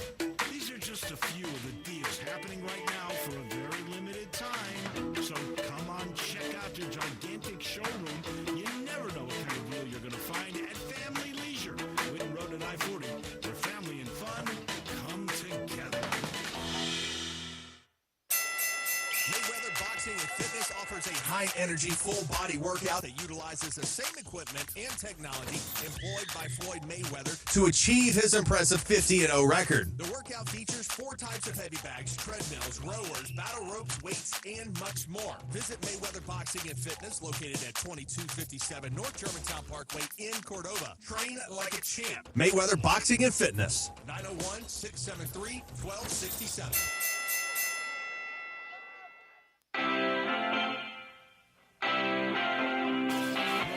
Sports 56 Mornings on Sports 56 and 98.5 FM. This hour brought to you by James Floors and More. Here once again are Greg Gaston and Eli Savoy. Welcome back, everyone. 9:28 the time. Having fun on a Tuesday, getting ready for tonight's unveiling of the college football playoff rankings for week number 2. And we are very pleased to be joined by our good friend Blake Toppmeyer, who joins us every other week to talk college football. He is the senior national college football columnist for the USA Today Network. You can follow him on Twitter at @BToppmeyer. Blake, you having fun yet? Yeah, we're getting, I think, exactly what we hoped we would get out of this 12-team playoff. I mean, at this point in November, I would say there's a good solid 20 teams still in playoff contention. The bubble's getting crowded. There's a feeling that, even inside the SEC or the Big Ten, someone's getting left out. I mean, high drama, much more than we ever got out of the 14 playoff, I think. So tonight, I would expect, even though Ole Miss and Georgia are separated by 13 spots, I believe, that we'll have a flip-flop of those two. And then, of course, Miami will drop down. I don't think they'll drop down behind SMU. We'll see where Boise is. But I think those are the main questions, main things that we want to see. Other than that, I don't think there'll be much going on as far as the difference of names that are in the top 12. Yeah, I think you hit on some of it. The big questions for me are how high does Ole Miss climb? How low do Georgia and Miami fall? The thing I would caution for Ole Miss fans is I think they're going to climb quite a bit tonight, and I think they're going to be ahead of Georgia. But I don't necessarily think they'll be done climbing. Like where they climb to today is not necessarily where Ole Miss can finish because they have Florida and Mississippi State left, so that's a chance for 2 blowout victories going into the finish line. Never know, but the way those 2 programs are going, Florida and State, it's good opportunity for Ole Miss. And if Ole Miss is behind teams like say Tennessee, Indiana, those are teams that could still lose another game between now and Selection Day. So I think I would expect Ole Miss to be around number 10, but I think they can probably climb a couple more spots. In my latest bracket prediction at usatoday.com, looking at what I think the bracket will be, come December, I actually have Ole Miss on the 8th seed line hosting a first-round playoff game. Now, I don't think they're going to be there tonight, but I think, like I said, I think there's a couple more spots they could climb. Have you dug into the tiebreaker in the SEC? If Texas, let's say Texas beats Texas A&M and they finish 7-1 in the conference and they're in, but then Ole Miss, Georgia, Tennessee, A&M, Alabama, all these teams are 6-2. Have you dug in to see who would most likely get in? I haven't run all the math, but what I think we're going to get down to is, as you slide through some of the tiebreaker rules that they'd have to get through, I think it would come down to the one where you add up the record of the opponents that everybody's played. It's essentially the strength of schedule tiebreaker. Like whoever played the toughest opponents could win the tiebreaker. You add up the record of all your opponents, and just knowing the schedules that these teams played. Again, I haven't done the math yet. I would think that would favor Alabama or Georgia because those are the 2 teams of the group that we're talking about that have played the toughest SEC schedules. So now, of course, part of that depends on what happens with all those teams between now and and Selection Day, right? So, even if the math favors you now, it may not necessarily favor you then if teams on your schedule, start losing and teams on another SEC team schedule in that tiebreaker mix start winning. So it could all juggle a little bit, but I think that the teams probably, if it's a log jam of a bunch of teams that are that have 2 losses in the SEC going for that final spot, I think Alabama and Georgia would be in the best position. Yeah, the cleanest way we get an SEC championship game is Texas wins out, Tennessee beats Georgia on Saturday, Tennessee wins out, and then your SEC championship game is going to be Texas versus Tennessee. Now, the way this season's gone, I doubt it's going to be that clean. And you could have Texas lose to Texas A&M. So you could even throw Texas into the mix. I think it's possible, with Tennessee, Missouri also having the possibility to get in there. No one thinks about Missouri as a playoff team at this point, but they could go 6-2. Like, I think it's like 7 or 8 teams that could all finish with 2 losses in the conference. Drinkowitz thinks of his team as a playoff team, but maybe not anybody else. Blake Toppmeyer joining us from USA Today Network. He's on the Sissy's Log Cabin guest line. Okay, I keep bringing this up, whether it's you or Jerry Palm or Connor O'Gara or any of our great guests. I bring this up every single time. Ole Miss, the 2 games that you just mentioned that they play, they should win, right? You never know in the Egg Bowl, anything crazy things have happened. They should win. Will it be better for them not to be in the SEC championship game? Because what happens if they get beat solidly and have their 3rd loss in the SEC championship game? I know the history will tell you that they're not really penalized that much in the old 14 playoff format, but I'd be afraid. I don't know if you just sit there at 10-2 and you sit back and you watch what happens. Yeah, that I think is the preferred spot for a team like Ole Miss. They should not want to be in the conference championship game. I mean, it's a strange thing to say, and I know the upside. The upside is if you win it, then you get the bye. Right. But if you lose it, it could cost you a first-round host site. I don't think it would, like a team like Ole Miss, the situation we're talking about, I don't think it would cost them a spot in the playoff unless they just got run over in an absolute blowout in the SEC championship. I don't think the committee is going to be that punitive to teams that make the conference championship game and lose. I don't think they would be so punitive that they would take them from being in the field to removing them from the field. Well, let me say this. Let me say this, Blake. Okay, so how about that would be a 3rd loss? How about you have a situation where an undefeated BYU loses to, I don't know the scenarios, but you have a team from the ACC and the Big 12. We're looking at the ACC and the Big 12 right now as if they're going to have one representative, the winner of that conference championship game.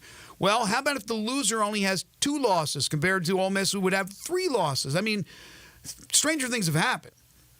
Yeah, I don't think it would cost an SEC team a spot in the playoff. I do think in the Big 12 or the ACC, you have to win the conference championship game or you're not getting in. I think those leagues are going to be one-bid leagues. And I actually think for all the controversy over why BYU was ranked where they were last week, the committee sometimes does like sneaky things and they don't really tell you their motives. I think that part of the reason, this is my speculation, I think part of the reason why BYU was down there was so if they lose in the Big 12 championship game, the committee can justify bumping them out of the field by saying, like, well, we only had them ranked 9th. Oh, okay. Right? They're sending a message like, hey, BYU, you got to win your conference title or you're not getting in. So in the SEC, I don't think the SEC runner-up would get bumped from the field unless they got blown out in the SEC championship game. However, I do think it would affect your seeding. So even if you're not going to get knocked out of the field, let's say you're Texas and you go into the SEC championship game at 11-1, and so you've beaten Texas A&M, you're in Atlanta, and you lose to let's just say Alabama or Georgia. Let's call it Alabama. Alabama beat you by 14 points in Atlanta. I don't think that knocks Texas out of the field.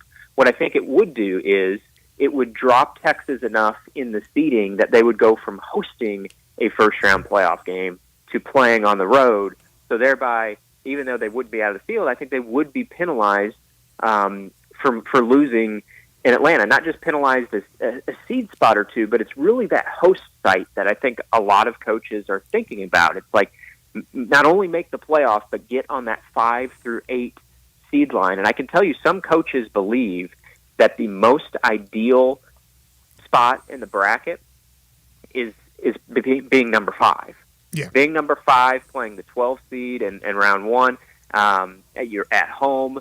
Then you play the weakest of probably the Power 4 conference champions, although it's possible Boise could get to that 4 seed line. But let's just assume it's one of the Power 4s. You're playing the weakest Power 4 champion in the quarterfinals. So, yeah, I mean, that's what coaches are thinking about is getting onto those, like, 5 through 8 seeds and a loss in your conference championship game is not probably going to help you do that. By the way, we were talking about that strength of schedule thing in the SEC. If it comes down to that, Georgia's schedule is very bizarre in that because they played the 4 really good teams, but then they played their other 4 games were all terrible teams in the conference. So I don't even know how that works out for their overall strength of schedule with the fact that they played Mississippi State, Kentucky, and Auburn, and then Florida is the other one. They need Mississippi State, Auburn, and Kentucky to like steal a conference victory at some point. Like that's the weird thing about these tiebreakers is like it's not just based on what the teams actually tied with each other are doing. Like you could go into the final week of the season and somehow.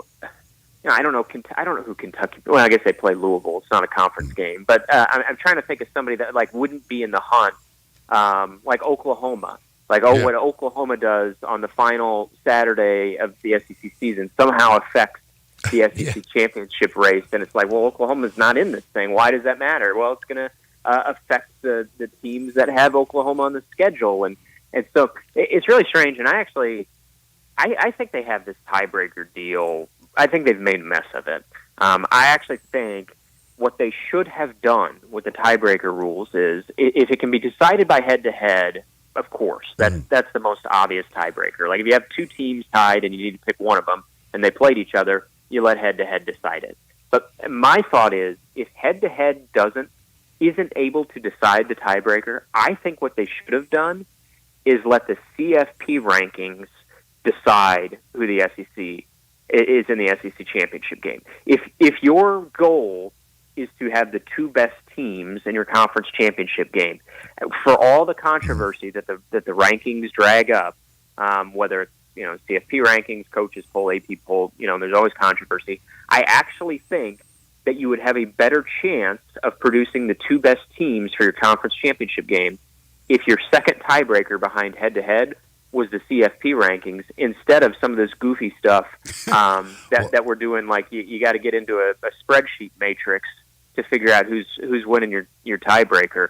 I think the better chance of getting the 2 best teams in would be to involve the CFP rankings in your tiebreaker, but that's nowhere in the criteria.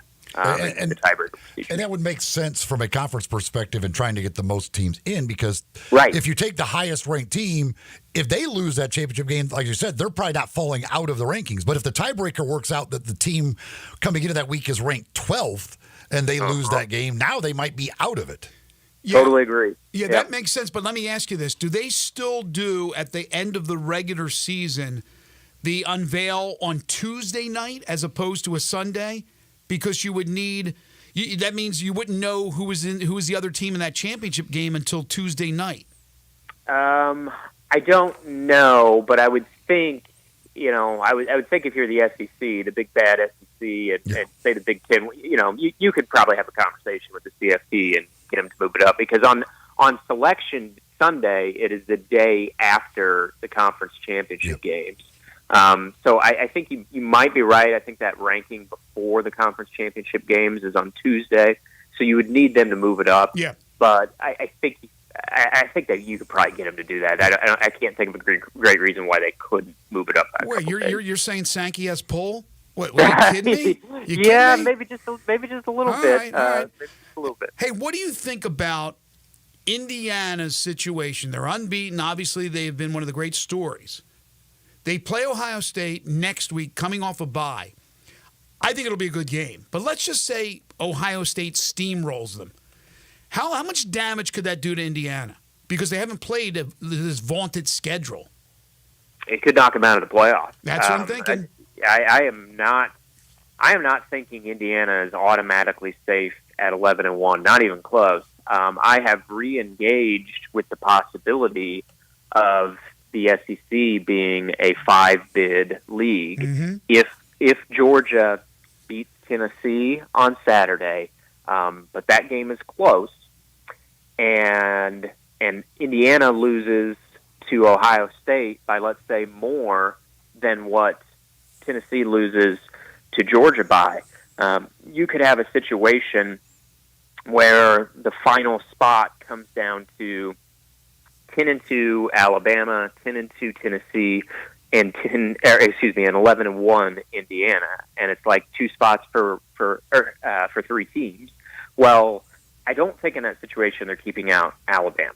I know Alabama lost to Tennessee, but Alabama is going to have a top 10 strength of schedule. They have a victory over Georgia. They have a victory over LSU. They're putting Alabama in that scenario. But then the question is going to be, well, how can you put Alabama in and not Tennessee? Because they lost to Tennessee. And so it's then like, okay, well, we got to put Tennessee in if we're going to put Alabama in. Well, who's left out? Indiana's left out. And the SEC gets 5 teams, and the Big Ten gets 3. If you're an Indiana fan, I think you want Tennessee to beat Georgia. And if you lose to Ohio State, you want to not get blown out. I think if Tennessee beats Georgia and Indiana doesn't get blown out by Ohio State, Indiana's in the playoff. If Georgia beats Tennessee and or if Indiana gets blown out by Ohio State, I think all bets are off for Indiana. I think they're going to be vulnerable, and it's going to be I think there's going to be a lot of college football fans, not just Indiana fans, that would be disappointed because Indiana's this great story.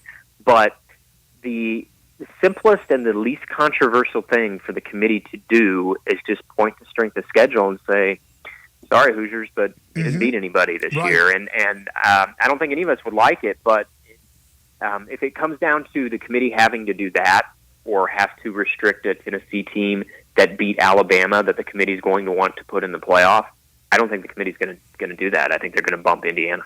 If it did come down to that Alabama, Tennessee, that'd be funny. That's like about deja vu all over again. Last year was, well, we want to put Alabama in, but if we put Alabama in, we got to put Texas in. So that's knocked exactly Florida State right. out. Now we could come all full circle in a 12-team playoff and still end up with, well, we want to put Alabama in, but if we do that, we got to put Tennessee in, and so therefore Indiana's the team gets left out. That's exactly right, and that's actually what you're just hitting on is actually kind of guiding my theory on this, because I think that's the exact scenario that played out last year. I think if Texas would have had the same record, the same strength of schedule, the same basic credentials, but instead of beating Alabama, you insert like another top 10 team that wasn't in the playoff that they beat on the road, I think Texas would have been left out of the playoff last year, and the committee would have picked Alabama and FSU, because I think that the committee really didn't want to bump out FSU, but they felt like they really wanted Alabama. They were like, how do we not put the SEC champion in that says Alabama on the front of their jerseys, and they won the SEC championship game? We have to put Alabama in. Well, because they put Alabama in, they had to not only put Texas in, but they had to seed Texas ahead of Alabama, and that's why Florida State, one of the reasons why Florida State was odd man out. And yes, I think that theory, the committee does change a little bit from year to year. There's new members, there's a new CFP chair, but I think the committee's history, if you look over the course of it, there are some trends that sort of emerge, and I think that theory does apply to this situation.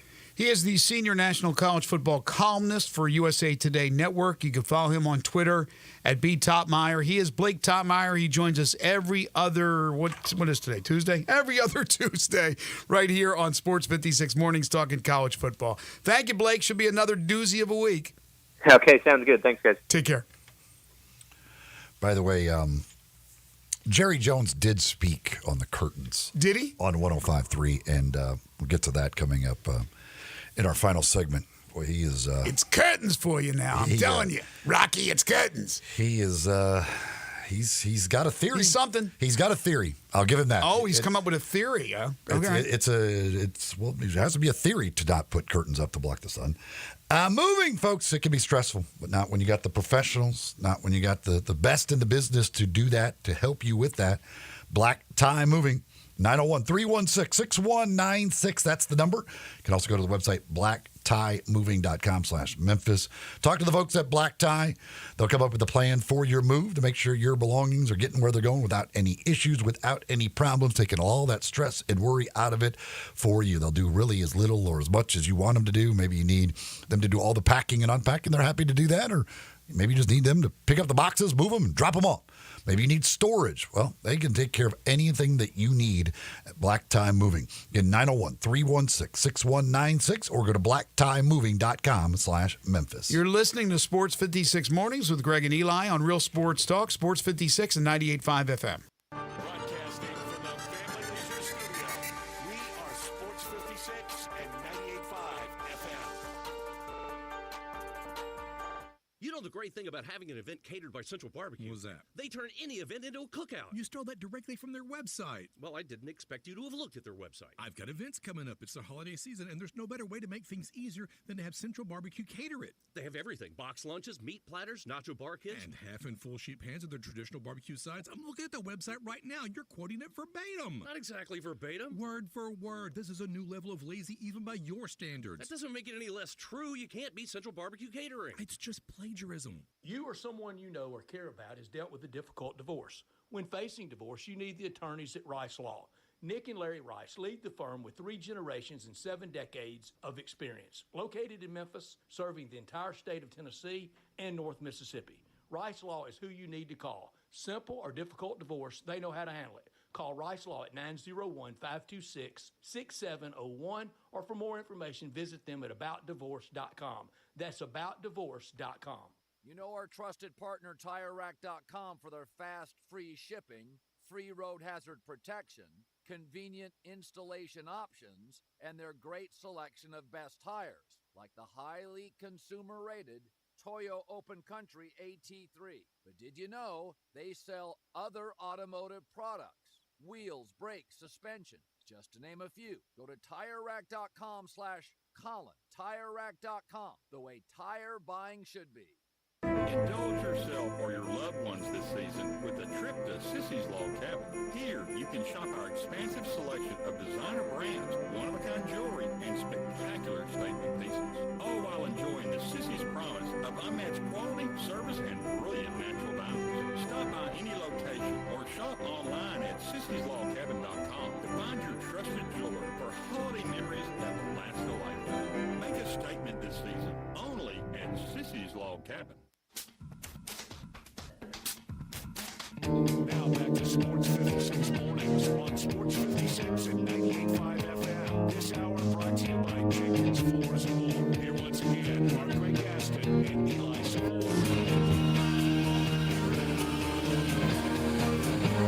So Jerry Jones on 105.3 The Fan asked about the curtain situation. Mm-hmm. He said, of all the things that we need to improve, that is way down the list of improvement. Now, I'll agree with Jerry on that one. Certainly the curtains aren't. Now, they're the simplest thing to improve, but whatever. That stadium was built to feel like you're outdoors. Because I know when I've been in AT&T Stadium, I have felt like, man, I don't realize I'm in a building at all. Yeah. Look at this giant scoreboard hanging from these trees. It's amazing. We went there for the Cotton Bowl. I thought we were outdoors. Yeah, absolutely. All the elements. It's the largest air-conditioned space in the world. My biggest thought when we were building it was make it look like it was outdoors. Well, if it's air-conditioned, that would take away the outdoor feeling. It's air-conditioned. I don't even know what that means. It's the largest air-conditioned space in the world. My biggest thought was to make it look like it was outdoors. You have a massive scoreboard hanging in the middle of it. Nobody's ever thought, boy, this really is outdoorsy here. If it was outdoors, most of the season would be hot as hell. It's Dallas, for goodness sakes. Then he said, this is the doozy. Every venue has certain things that at certain ways and times can create an advantage. That really goes under the category of home field advantage. It should be an advantage to the home team. It has been an advantage for us to know where the sun is. I don't want to change that. What? So they should call running plays when the sun is positioned just in that. Hey, Jerry, I'm going to give you a little hint here.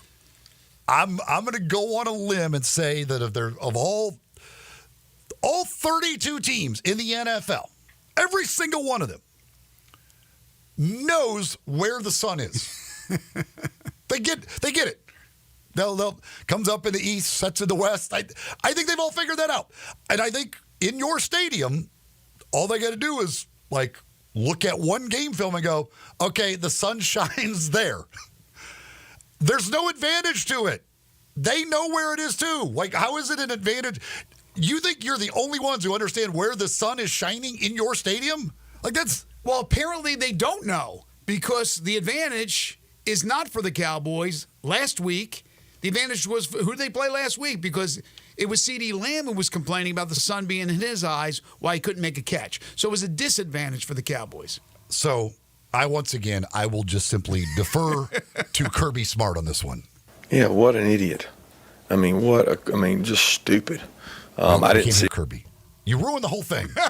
We can't hear him. The setup. You need the punchline.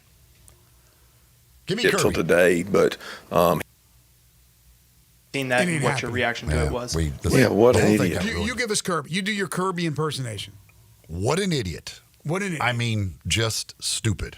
And, of course, you're referring to the player on Georgia and the celebration with the Ole Miss players who he went to school with, right, in high school? Ole Miss fans. Oh, Ole Miss fans. I thought it was some Ole Miss players. So Ole Miss fans that happen to be his friends, and he's celebrating with them on the field. What an idiot.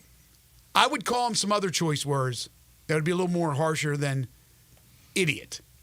What the hell are you doing? What are you thinking? Celebrating. Yeah, Your team just lost, for goodness sake. Yeah, that's it's not like you're not going to be on camera. Like, every person on that field has a camera rolling. Exactly. So you're going to catch everything. You're going to be seen if you're celebrating in that situation. And he's, he said I guess he kind of got caught up because he was kind of surprised to see these people, that good friends of his, that ran up to him and all that stuff. But still, you got to be like, wait a second, I can't be celebrating here with you guys. We just lost the game. Leave me alone. I'll talk to you afterwards. Like, I'll try and catch you afterwards. But I can't celebrate with you on the field. That's going to look really, really bad. Did you see the? I don't know if it was video or a still photo of the state trooper punching the kid who was trying to reach for Lane Kiffin.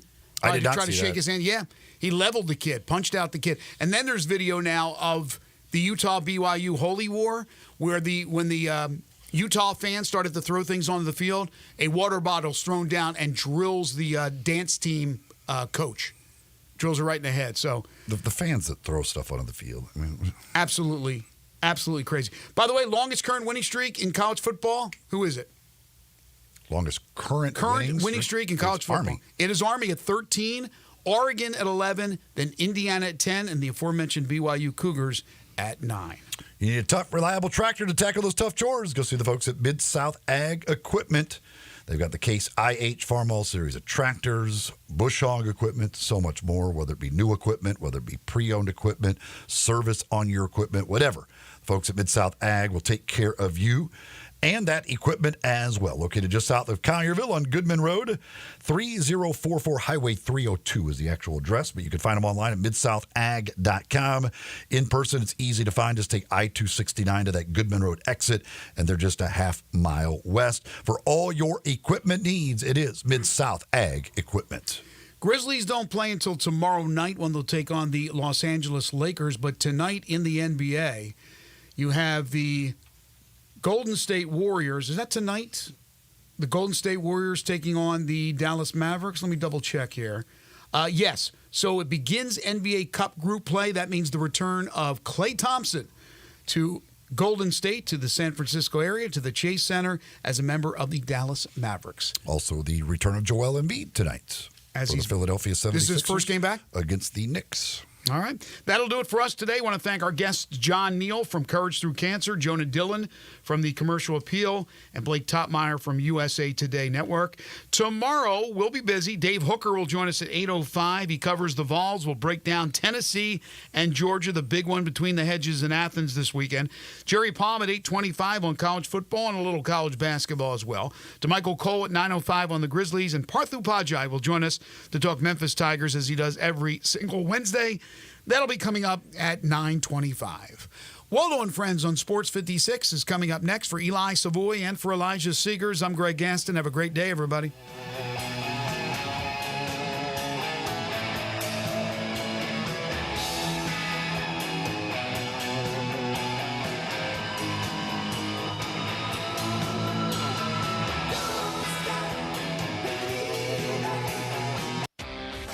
Visit Frontier Western Store today for new shirts and boots. Frontier is your top Carhartt store in the Mid-South. There's thousands